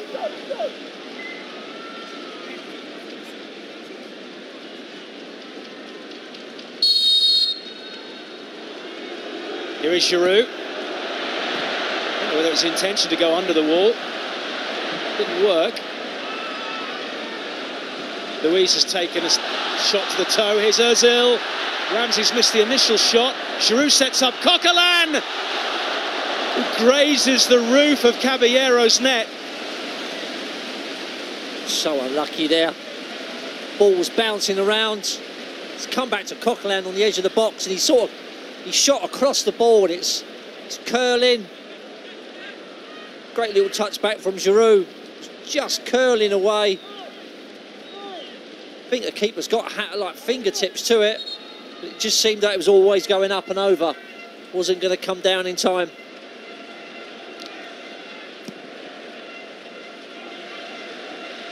Almost an hour played in Beijing.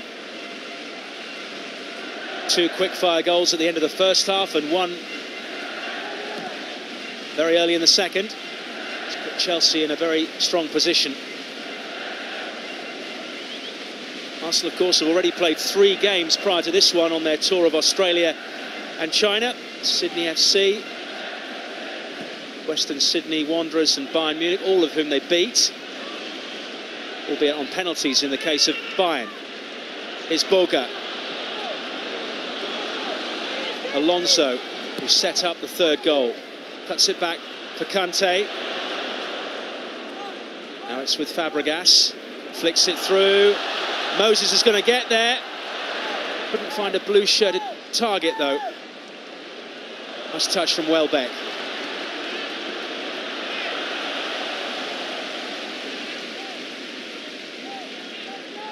Back with Chelsea again. Here's Willian.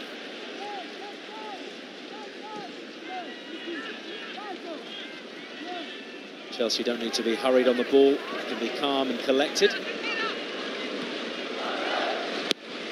Responsibility. Well, it's really to get ourselves back in it. I'd say they've only got to keep their shape and their discipline. Giroud finds Ramsey. The threat from Arsenal. Giroud again. Just needed to cut it back a little for Ozil. Too close to Caballero. Yeah, couldn't really get the ball in any more space. Didn't have enough options in the box. But again, you know, this being the 4th match, you know, there's another 2 next weekend as well before the Charity Shield in the Emirates Cup. They have those 2, so the players have got plenty of games to get themselves fit. Just a reminder that tickets are still available for the Emirates Cup. Saturday and Sunday of next week. Benfica on Saturday. Sevilla on Sunday. Both those games are preceded by other matches as well, so you get 2 games for the price of 1 if you buy a ticket on Saturday or Sunday, or both if you fancy the whole weekend. Here's Giroud. Looks to create some space for a shot. And though Chelsea defend it. Go to arsenal.com for those tickets. Coquelin finds Iwobi. Now Welbeck. Alex Oxlade-Chamberlain. Blocked by Alonso. Shrugs off Boga. Good ball from the Ox. Here's Iwobi.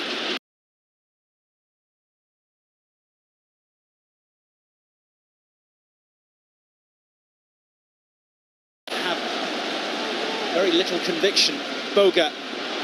That's a foul. Yeah, we're just getting to sort of the edge of the box, and Chelsea are back in numbers. Long line of blue shirts. Don't know if that was a foul, to be fair. He was just shoulder to shoulder with players. And Coquelin's putting a shift in there. He's putting himself about to get his tackles in, trying to break things up. Just Giroud earlier, though, he had options for the pass to the edge of the box that maybe would have got one of the other players in a better shooting position. Just those little choices at the moment. It's been the difference between us and Chelsea around the edge of the box. Willian up against El Neni. Saved by Ospina. Not for the first time. He's had to parry a shot from Willian. And Chelsea come back at Arsenal again. Fabregas. Boga. Good footwork from the youngster. Caught by Kolasinac.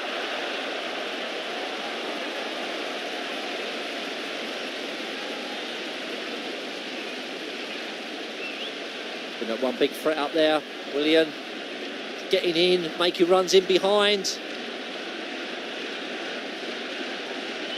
Yeah, he could easily have had. He could have had a hat-trick in this game by getting himself in those places.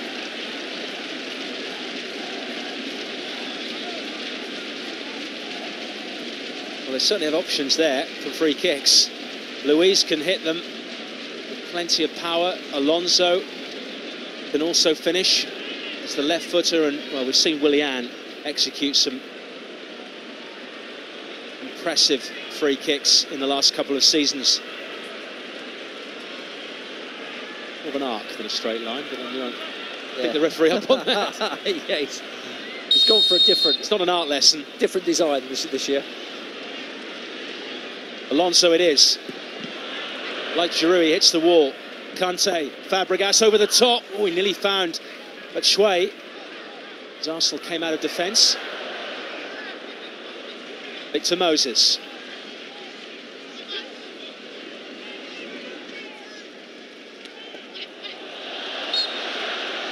Another free kick, but this one's in a less dangerous position from an Arsenal point of view.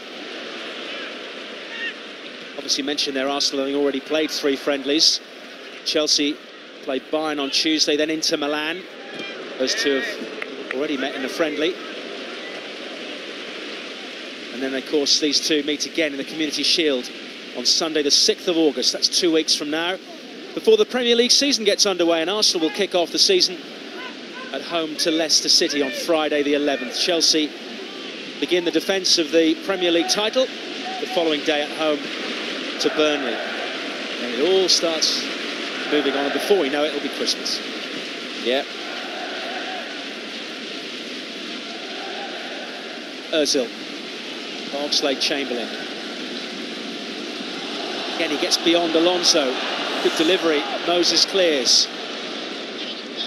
Good intervention there from Jeremy Boga. Pass a little loose, but it's going to be picked up by Willian. Arsenal got to be careful here that Chelsea don't put this beyond any doubt at all, even if they're already in a very good position. Got some pace there about them when they counter-attack. They're looking to get into places really quickly. They've got players that have only been on 45 minutes, but they're struggling. Batshuayi finds Alonso, returning the compliment from earlier. Unlike Batshuayi, Alonso couldn't find the finish. And there was a shot from the defender that was didn't have the energy to run any further. Went for the long-range strike, wasted.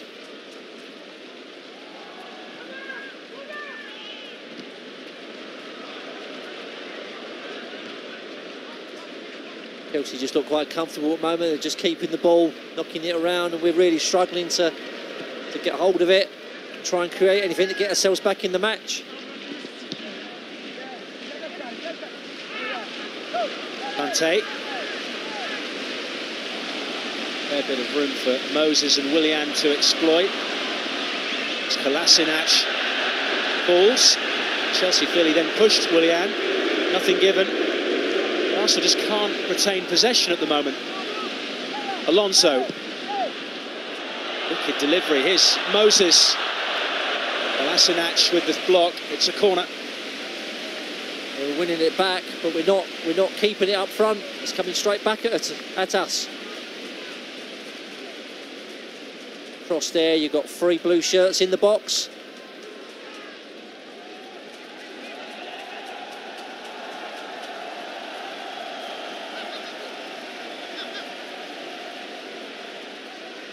Short corner taken. Fabregas to Boga. Over the top, looking for Alonso. Very carefully guided header by Coquelin.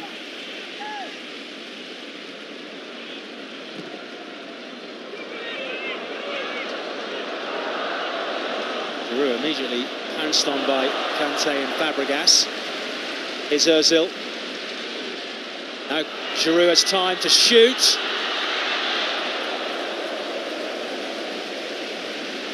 He only had one thing on his mind then. He worked hard to keep the ball. And we're breaking. Ozil played it back to him. He's took the ball 40 yards out, drove 10 yards, and never going to pass that. He was looking up, wanted that shot. Should really be hitting the target under no pressure.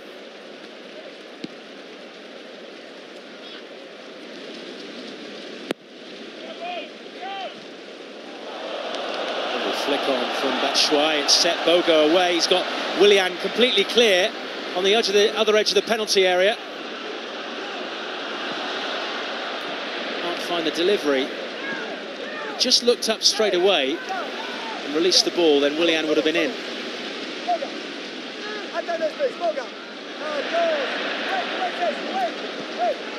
Yeah, I was watching Koscielny there, and generally that pace, he looked quite tired, Koscielny.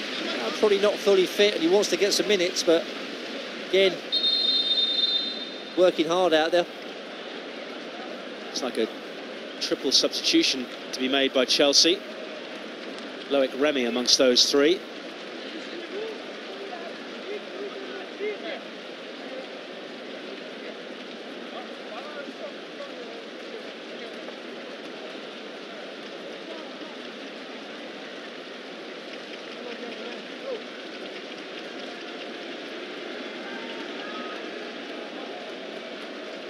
Several changes being made.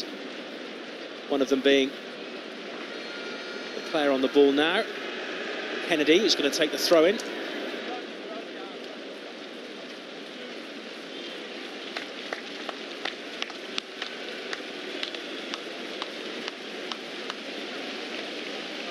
Watch a fairly fierce challenge from Luis.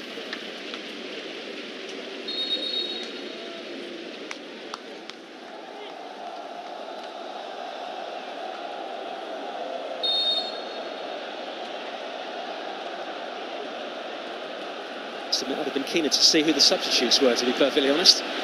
Here's one of them. Kayo Tomori. Get the better of Iwobi. So Kennedy and Tomori are on the pitch.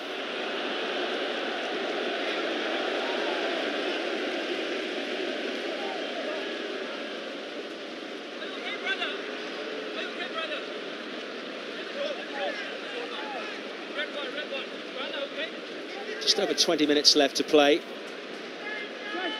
Reece Nelson, bottom of your picture, is another one of the substitutes who's on, the youngster. 17 years of age, wearing 61. He'll be on the ball right now.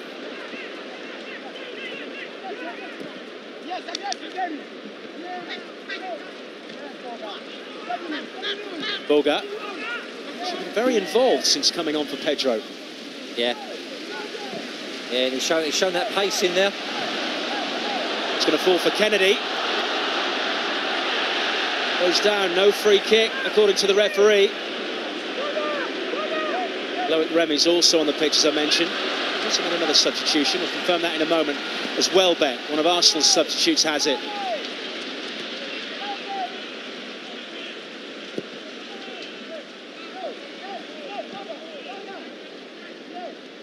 Here is Reece Nelson. Started the game against Sydney FC.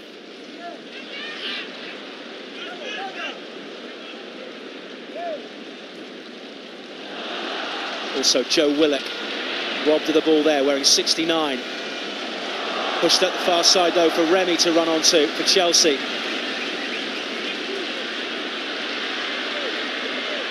Any support he had in the middle was from Lewis Baker.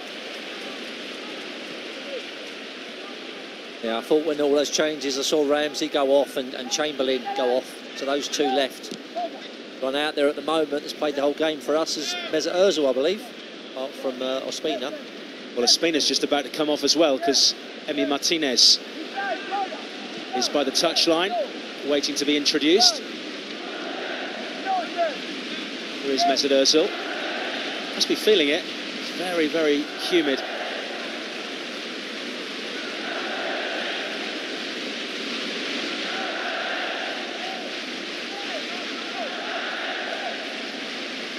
Time running out for Arsenal here.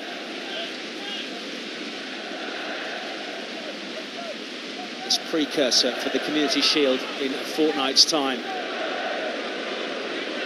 Confirmation there, the Ox.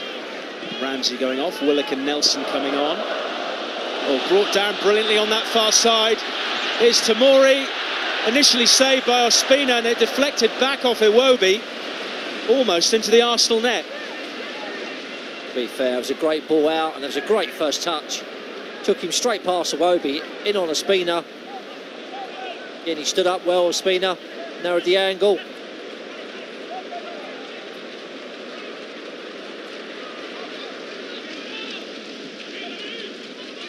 Funny, you put your names on, you know, more big names have come on, and we've probably created less this half than we did first half. So it's been quite frustrating, really. There's Iwobi. They also do very well in getting their players back behind the ball when they lose possession. Wenger, hands on hips, surveying what's going on. Arsenal need to do something soon. Aim is must run away from them. Kolasinac to Iwobi. Ozil. Now to young Joe Willock, brother of Chris, who joined Benfica a couple of weeks ago from Arsenal. May even see him at the Emirates Cup next week. Nelson trying to get the better of the Chelsea defence. Down the line it goes for Kennedy. Brazilian. Now Boga. Back to Fabregas.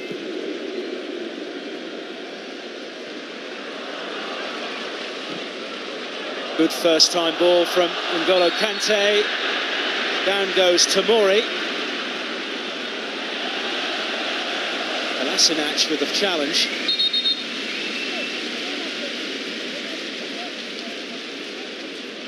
Yeah, Kolasinac was caught out. He was wrong side. Actually, Lewis Baker, who was fouled. A yellow card, the first one we've seen in this match.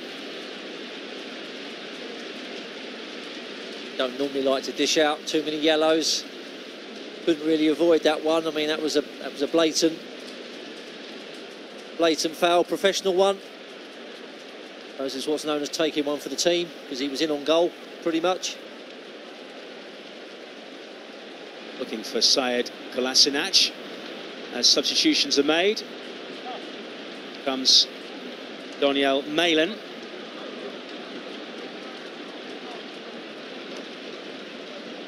For 56 for Arsenal. Chelsea are going to make several changes as well. So Ospina and Ozil the players off for Arsenal. And on Emi Martinez, as we mentioned before, and Daniel Malin. Malin, 18 years of age. Dutch under-18 international. Just confirmation as well for the yellow card for Sead Kolasinac.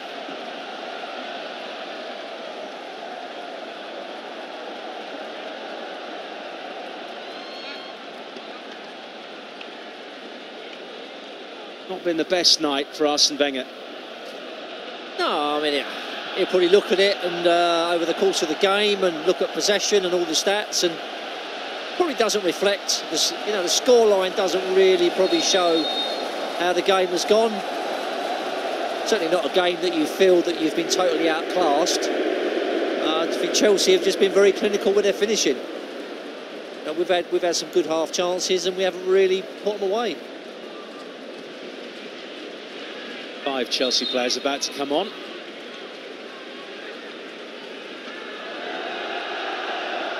Doing their best to try and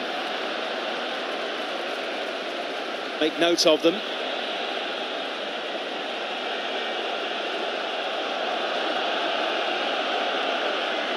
N'Golo Kante has come off. That's one thing for certain.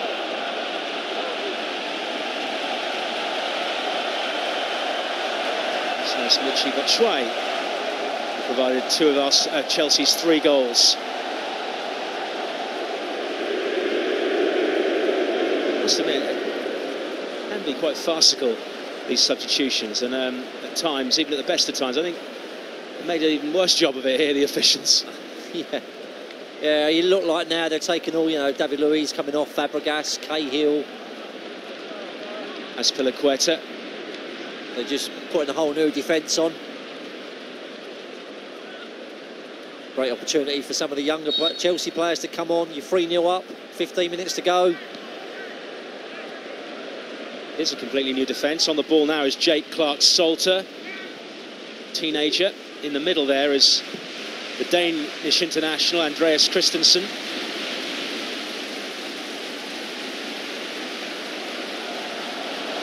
Here Chelsea come again, offside against Remy. Martinez's first action in the game. The referee could have played the advantage there, just to have saved a little bit of time, given that we've only got 12 minutes left. The poor decision. This is a whole new level for the refs out here to control these kind of games with this tempo, with these kind of players. And much more spotlight, I would guess. Certainly from a world point of view, not from a domestic point of view. There's plenty of interest in China, plenty of support for the teams. When you've got 2 clubs of Arsenal and Chelsea standing from the most profitable league in the world, then profile heightens. Is Boga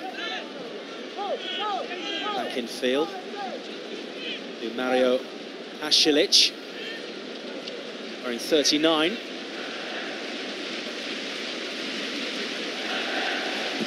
Confirmation of Kante Fabregas going off. Thomas Callas is also on with Pashalit.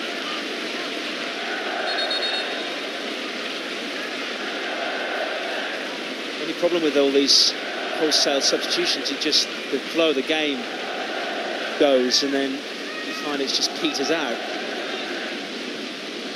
Especially with the fact you've got a lot of players who've just been on the pitch and are just trying to find their feet. Well, you will, you know, the style of play, and like you say, people's fitness here now is at different levels, and it takes you 10 minutes to get into the game. That becomes very sort of patchy and inconsistent.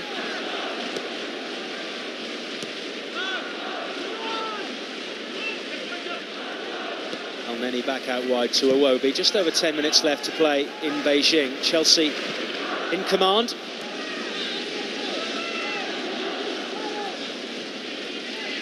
Three goals scored in a 9-minute spell either side of half-time as Malin tries to cross.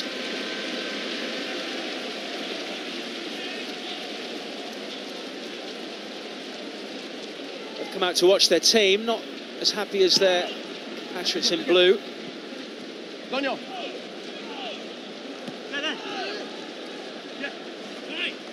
Malin again. Signed by Arsenal from Ajax a couple of years ago.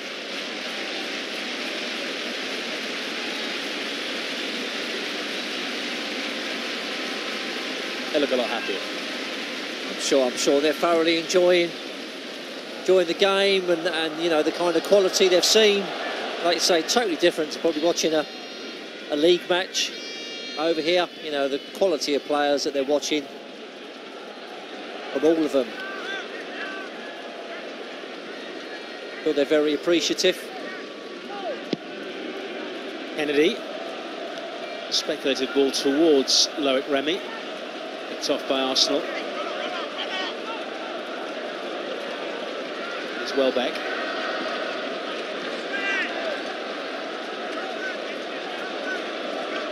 Kolasinac.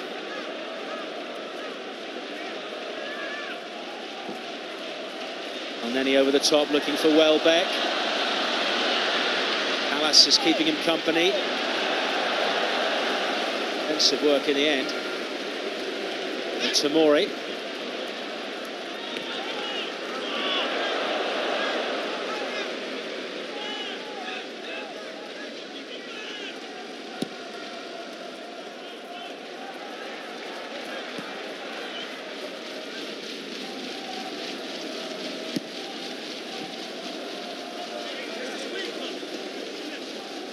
Like you say, it's the kind of game that sort of just peters out a little bit, and you know, maybe a little bit of quality goes. It starts to look like a pre-season friendly, you know, and in a way you've got to write this off and maybe start looking towards, you know, next weekend back on home soil. You know, some games, let the home fans see at the Emirates Cup what's going on. Try and get back to winning ways there. Yep, Benfica and Sevilla. Arsenal.com is your place for tickets for the Emirates Cup next weekend. Nelson pokes it through. Malin couldn't get the touch he needed. Give him a pathway to goal. Fair to Nelson, he's come on, he's very direct, he wants to get on the ball, get at people, do some tricks. It's like looking at a young Theo Ox. Just wants to get at people, be the old-fashioned winger. He crosses there as well, just beyond Giroud. Tomori let it run out for a throw-in. Fikayo Tomori, Canadian-born with Nigerian parentage. Still a teenager, was on loan for a half season at Brighton last season.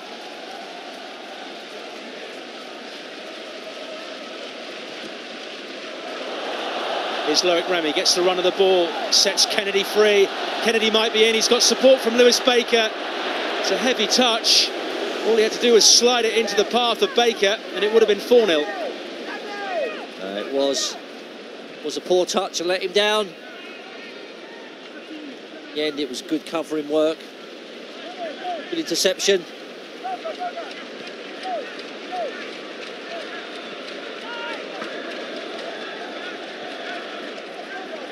That early spell before Chelsea made it 3-0. Arsenal have not really caused Chelsea too many problems since half-time. No, not at all, unfortunately. We haven't really created much. You know, you've got Giroud in there, he's not getting any service. And with Welbeck's pace, we're not being able to get him in behind. Here he is now, though, and he's onside, and he tries to cut it back to Danny Welbeck. Oh, he's very ambitious. Almost like he had a great run in behind the centre halves. He's trying to flick it back in blind to a degree. Didn't even know who was in there. It'd be nice to see us maybe get a goal.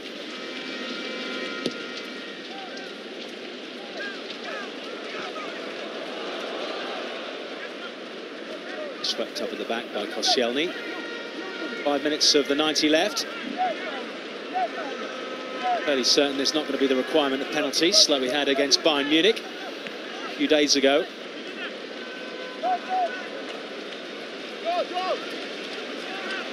Prospect faded a while ago.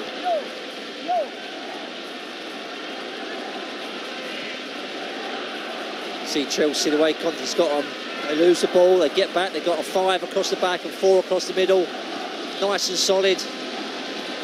Good running here from Nelson. It's gone all the way through. And Malin just clips the outside of Caballero's post, does he? Or has it gone for a corner? Experienced players watching on. Some of the youngsters in action. Again, Nelson, he's getting at him, he's running, foot over, breaking into the box. Took the dive, wasn't a penalty, but Maitland, he's got to try it. If he can there, you've got to try and shoot across the goal. Gone near post. Shoots across the goal. Anyone can touch it in. Boga's lost it. Koscielny's picked it up into Giroud. It's a bit too tight for Giroud, really, the pass. The better option was Welbeck. Yes. Got to say, I think Giroud's come on. He's not looking to bring other players into the game. Though the ball was fired into him by Koscielny, it was a hard pass, but Koscielny's desperate to get forward. He does love getting up there, but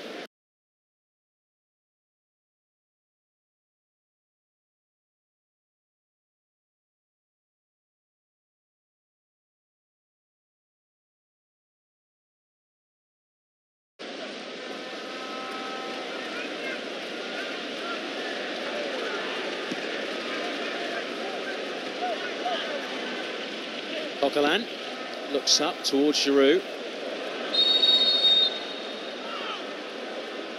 Christensen for the challenge.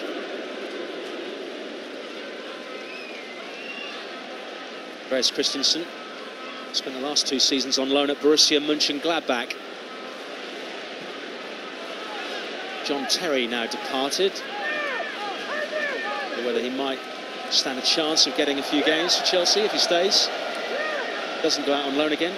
Well, he's certainly going to go up the pecking order one, which gives him a chance.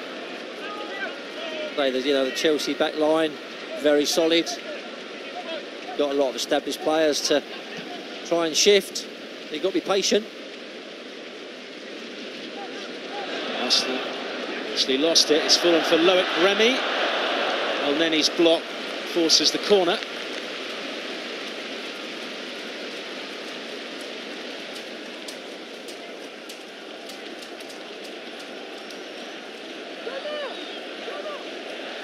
Food for thought, you know, sometimes pre-season sounds stupid, you know, you lose games, you've got things to work on, you've got things to go away and practice, and you know, when you win, maybe when you're winning games, you think everything's okay. Come the start of the season, you haven't really worked on a lot, so it's not a bad thing. Corner's delivered, but cleared away by Arsenal. It's Tomori.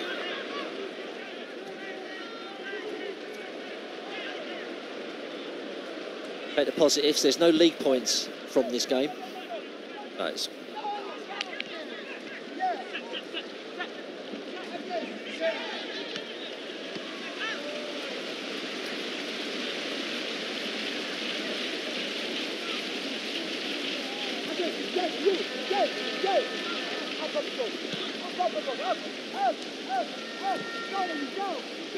You know, Conte's been up and down that line all game, pushing out instructions. Hear him shouting at players to push up, squeeze, press. They're doing it all the way across.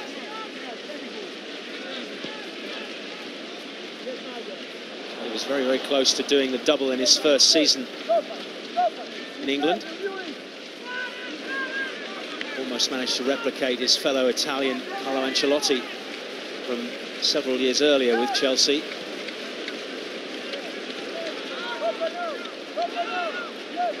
Last 15 seconds of the 90 as El Neni looks towards Welbeck. Callas covers, a corner that will be.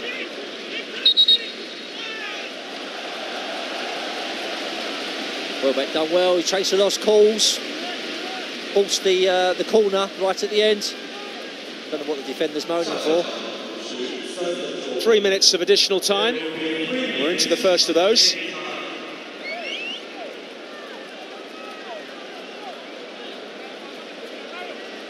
Again, you know, this is the kind of thing, you've got late set pieces late in the game, new players on, no one knows who's going to be standing where and who's taking a corner. Good whipped corner, which Caballero uses both fists to punch away. El Neni to Malin.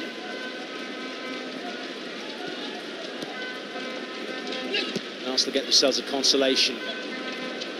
Malin in towards Iwobi. Willock forced back. Coquelin towards Koscielny, who stayed forward. Here's Welbeck. Chelsea get it away momentarily. Iwobi. Still Alex Iwobi. Now Chelsea on the break. Looking to make it four here. Here's Boga.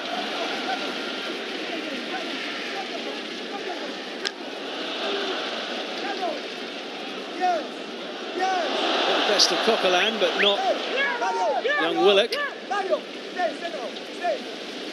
Got a good size about him, Willock, and he's a big lad in there, good presence.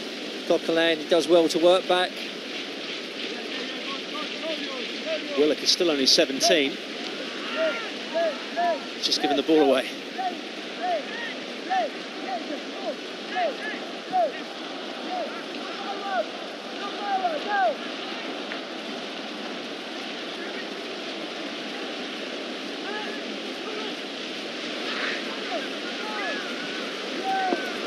Forward it goes.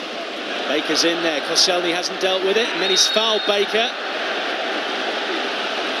The last action of the match is going to be a Chelsea free kick in a very advantageous position. That was a bit of frustration on the part of the Arsenal captain. Yeah, it was a very reckless challenge. Unlike him, for me, he looks a bit tired out there, Koscielny. He's obviously not quite right yet. He's going to need a little bit more time. He looks tired.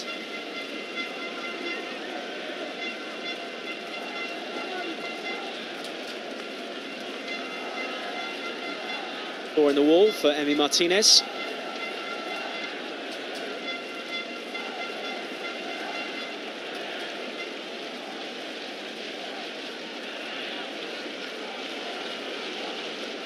We've had the 3 minutes of added time for the last action of the game. Chelsea look to make it 4-0.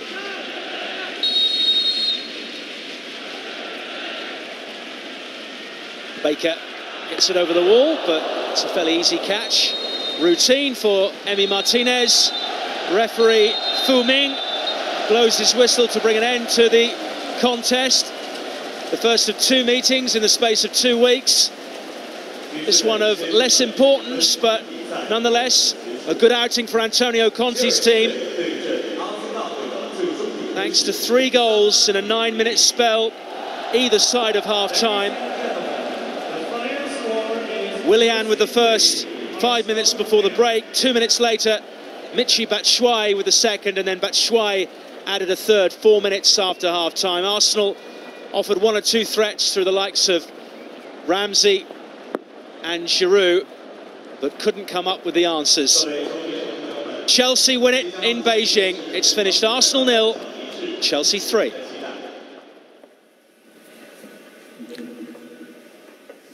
Thank you very much, Mike.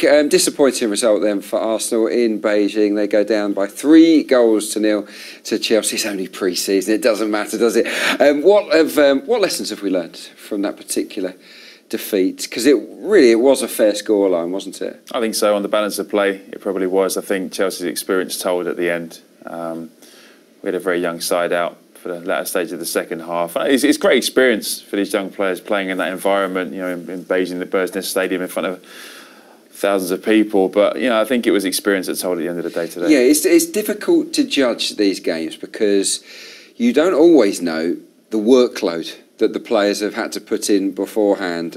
One team might have been kept nice and fresh for the game. Another may have done a double session earlier on in the day. So we always have to keep these things in perspective, don't we? Yeah, and it's not about peaking in pre-season. It's about building your fitness base. So when you start the competitive games, you're at a level that you can compete. And it's still early days. You know, still a couple of weeks before the Community Shield.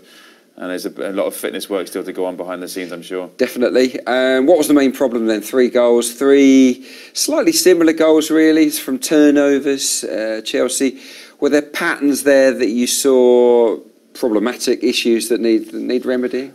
Nothing too concerning. I think it was just a case of the transition, which we always talk about in modern football, is when you give the ball away, you need to be prepared to get back and try and make amends. And Arsenal were just a little bit off it in terms of pressing when they did give the ball away, and it was costly in the end. Yeah, and we're still getting used to a new system. Obviously, Arsenal ended the last campaign with a 3-4-2-1, which worked brilliantly, didn't it? It's something the manager is keen to continue, but when you've pretty much only got 1 or 2 of what you'd consider your first choice back 3 available, there are always going to be issues and problems, aren't there? Yeah, it's so important that you have an understanding of that system, which Chelsea do. They played it all last year, and when you've got young lads coming in and filling gaps, it is quite difficult, especially when you're playing against top quality opposition. But again, it's great experience to learn different positions to play at that level. It's invaluable. Yeah, Martin Hayes touched on it towards the end of the commentary. He said he didn't say it's good to lose. It's never good to lose. We don't want that, do we? But in pre-season, sometimes a little jolt, a little setback can actually sort of reprogram your mind and make you focus on the areas that you can really improve on as a team. Exactly, and it's very much a learning curve. And also for the young players, it gives them an idea of where they need to get to. If they want to be challenging, they want to be knocking on the door to get into that first team. Some of those boys that come away from tonight think, this is what I need to do, or I'm a little bit off it, I need to work harder here and there. So they are productive, they are worth their salt for sure. They certainly are. Who do you think has enhanced their claims, not just today, but during the course of this long pre-season tour in Australia, which also took in Shanghai? Which of the young players do you think have sort of got closer to the first team? Well, he's shown a lot of faith in young Ainsley Maitland-Niles. He's had a lot of game time. So I think he's obviously in Arsene Wenger's plans. I think we touched again before the game, Alex Iwobi cemented his credentials as a real integral part of that first team squad. The other guys, it's still a little bit too early to tell for me at this point in time. There's some talent, no doubt about it. We saw the guys that came on later in that second half there. But they need a little bit more game time to really prove themselves, I think. Do we think they'll get it? We didn't see Eddie Nketiah today, which I guess he'll be disappointed about. We didn't see Christian Bielik. We did catch a glimpse towards the end from 2 17-year-olds, Joe Willock and Reiss Nelson, 2 guys that really, really impressed in the first game of the tour. And I think Joe Willock has kept up his standards. Reiss Nelson's dipped in and out. 1 or 2 good moments in that second half for him. In their shoes, would you now be thinking, I've got a sniff of playing in the Emirates Cup? Because that's the one competition that they're targeting. It's like, do well enough on tour, and I could be involved in that. Yeah, and it's progression, isn't it? It's giving them an opportunity to make their way through the pre-season tour and the pre-season games. And again, if they do feature in the Emirates Cup, that one step closer to being given a squad number for the season, being part of the Premier League season. But again, it's so competitive. It's going to be so difficult for these young lads to really put a marker down. But I really wish them well. Yeah, no, we wish them all the best of luck. Let's turn our attentions to the back 3, because I think that there are issues there clearly with a lack of the first team personnel available.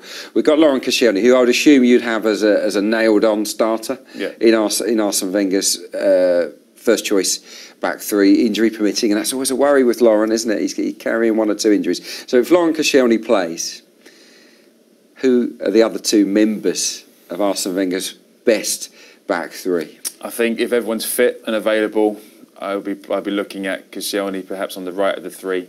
I think Mustafi centrally, and I think just for the balance, I think Nacho Monreal on the left-hand side.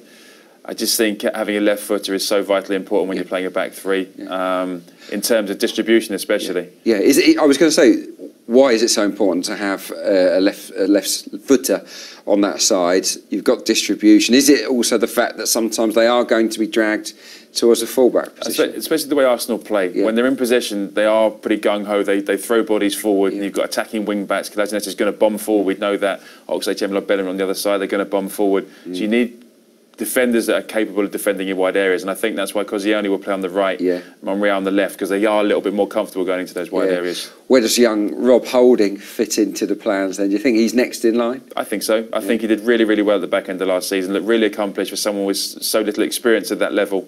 I think he did himself a world of good playing in those games at the back end of last year. But I think he'll be someone that will come in where there will be injuries, there will be suspensions, alongside Gabriel. And let's not forget Per Mertesacker as well. So we have got strength in depth there. But again, all around the back three. Yeah, it's what about inside the injury? Let's move up the pitch a little bit. We talked at half-time about Granit Xhaka and Aaron Ramsey. Aaron Ramsey, great energy. Again, I thought he put in a decent showing in this afternoon's match. Granit Xhaka was fairly composed early on. Outside of those two, who are the guys knocking on the door? Because we don't know yet how long it's going to be before Jack Wilshere and Santi Cazorla return. Is that a part of the squad that really needs beefing up? Potentially, if you're going to look at identifying key areas to bolster, then maybe. Francis Coquelin, I'm a big fan of his, and as well as Mohamed El Neni. They're both very similar players in that regard. Do we need both? Again, it's a long season, a lot of fixtures. And we need strength in depth, but whether you can keep everybody happy, that's another story altogether. But I think maybe one more creative player would be a real strong addition to that squad. Yeah, I tend to agree. Jack Wilshere is a very creative player at his best when he's fully fit. But he needs to play, doesn't he? It's a real difficult decision, not just for him, but also for the club. What do they do with Jack Wilshere moving forwards? Because if he is 100% fit, surely he's knocking on the door of being a first choice here. Or do you think that moment's gone for him now? I would like to think that he'd be considered. I just have an underlying feeling that the club and the team may have progressed a little bit beyond where Jack is from being on loan last season, except for him to come back and almost try and re-establish himself, because guys have really moved on. I would say really developed quite well under Arsene Wenger in Jack's absence. So hopefully he's fit, hopefully he's firing on all cylinders, and if that is the case, then it'll be a welcome addition back for Arsenal, I'm sure. I think so. One player that has kicked on, I guess, in Jack's absence is Alex Iwobi. We've talked quite a bit about him earlier on in the show. I thought he had an excellent first half here, which has backed up a quality tour. But in that second period, we saw him at left wing back. That's not his position, is it? No, he looked a bit dejected towards the latter stage of the second half. He was starved of possession, and it's a lot more difficult when you're playing in intense heat and you're trying to join in attacks from that left wing back position. I've played wing back in my career. It's not a pleasant place to be, especially when you're defending for long periods of time. So I know it too. Tough ask for him. But no, he's been fantastic this pre-season, and I really hope that he kicks on as well. I guess the problem for a player like Alex Iwobi is that there's such stiff competition for places, because okay, in a 4-2-3-1, you see him often on the left-hand side or the right-hand side, but you've got three players in behind the main striker. But in the current system, you've only got space for two. You've got two orthodox central midfielders. And at the moment, fingers crossed, Mesut Ozil and Alexis Sanchez are those two guys, aren't they? They're the guys in possession of the shirt. In his shoes, are you thinking, right, I need to show the manager I can play somewhere else? Or do you think he has played his way into the manager's thinking so that he's now the next in line? I think a little bit of both. Yeah. I think he's adaptable enough to play in a lot of positions. At his age, he needs to show that versatility, same as Oxlade-Chamberlain has done to this point in his career. You know, if I'm Alex Iwobi, if I'm called upon to play left-sided, right-sided, in behind the front two, wherever that may be, I'll do it because I want to play. He's still a young man, and I think as time progresses, we'll see where his best position will be. But I think he would definitely be someone that gets called upon quite frequently this season. Last question from me on the shape of the team next season and the personnel. We saw Alex Oxlade-Chamberlain at right wing back today. We talked about him at half time. Maybe he's got the run on Hector Bellerin for that right wing back spot for the first game of the season. If Hector plays on that right hand side, does Alex Oxlade-Chamberlain leapfrog either one of Granit Xhaka or Aaron Ramsey in your eyes, or is he on the bench? I don't think he's going to infiltrate that centre midfield. Okay. I don't think so. Not at this point in time. Not the way the boys are playing in the central areas. I think Alex's best opportunity at the moment is wide, whether that's in a 4 or a 3 as a wing back or a wide midfielder. But it remains to be seen. You know, again, it is a long season. We will have injuries. There will be shifts in momentum, and he's a vitally important player for Arsenal. Yeah, I agree. Big decisions for the boss to make. That's what he gets paid the big bucks for, right? Dan Roebuck will be in the chair next Saturday and Sunday for the Emirates Cup match day shows. Arsenal kick off against Benfica at 4:20 p.m. UK time on the 29th. That's the Saturday. And at the exact same time the following afternoon when Sevilla provide the opposition Germans, RB Leipzig are the other side involved in that competition. It would be great to have you tune in, but it'd be even better to see you here in person. Tickets are still available for this excellent pre-season competition. And I think they're very reasonably priced too. There are also some great family packages on offer for both days, should that suit you better. To buy your seats, just go to arsenal.com/tickets. There's also an Arsenal Weekly podcast available to download this week for free. Just head to iTunes to get yourself subscribed. You know it makes sense. Lots and lots of great content on the Arsenal Weekly podcast right now and throughout the season ahead. It's been a pleasure. Have you enjoyed your debut? I know you didn't bring the team a great deal of luck today, but have you enjoyed it? Well, I hope we get asked back after that showing, but yeah, I've really enjoyed it. Thank you for having me. No, really enjoyed your company. Thanks to all of you that have watched the game. It didn't really work out for the Gunners, did it? Their 4-match tour ends in defeat, but we go again next weekend when the Emirates Cup comes to town. We'll see you all again for that one. Bye for now.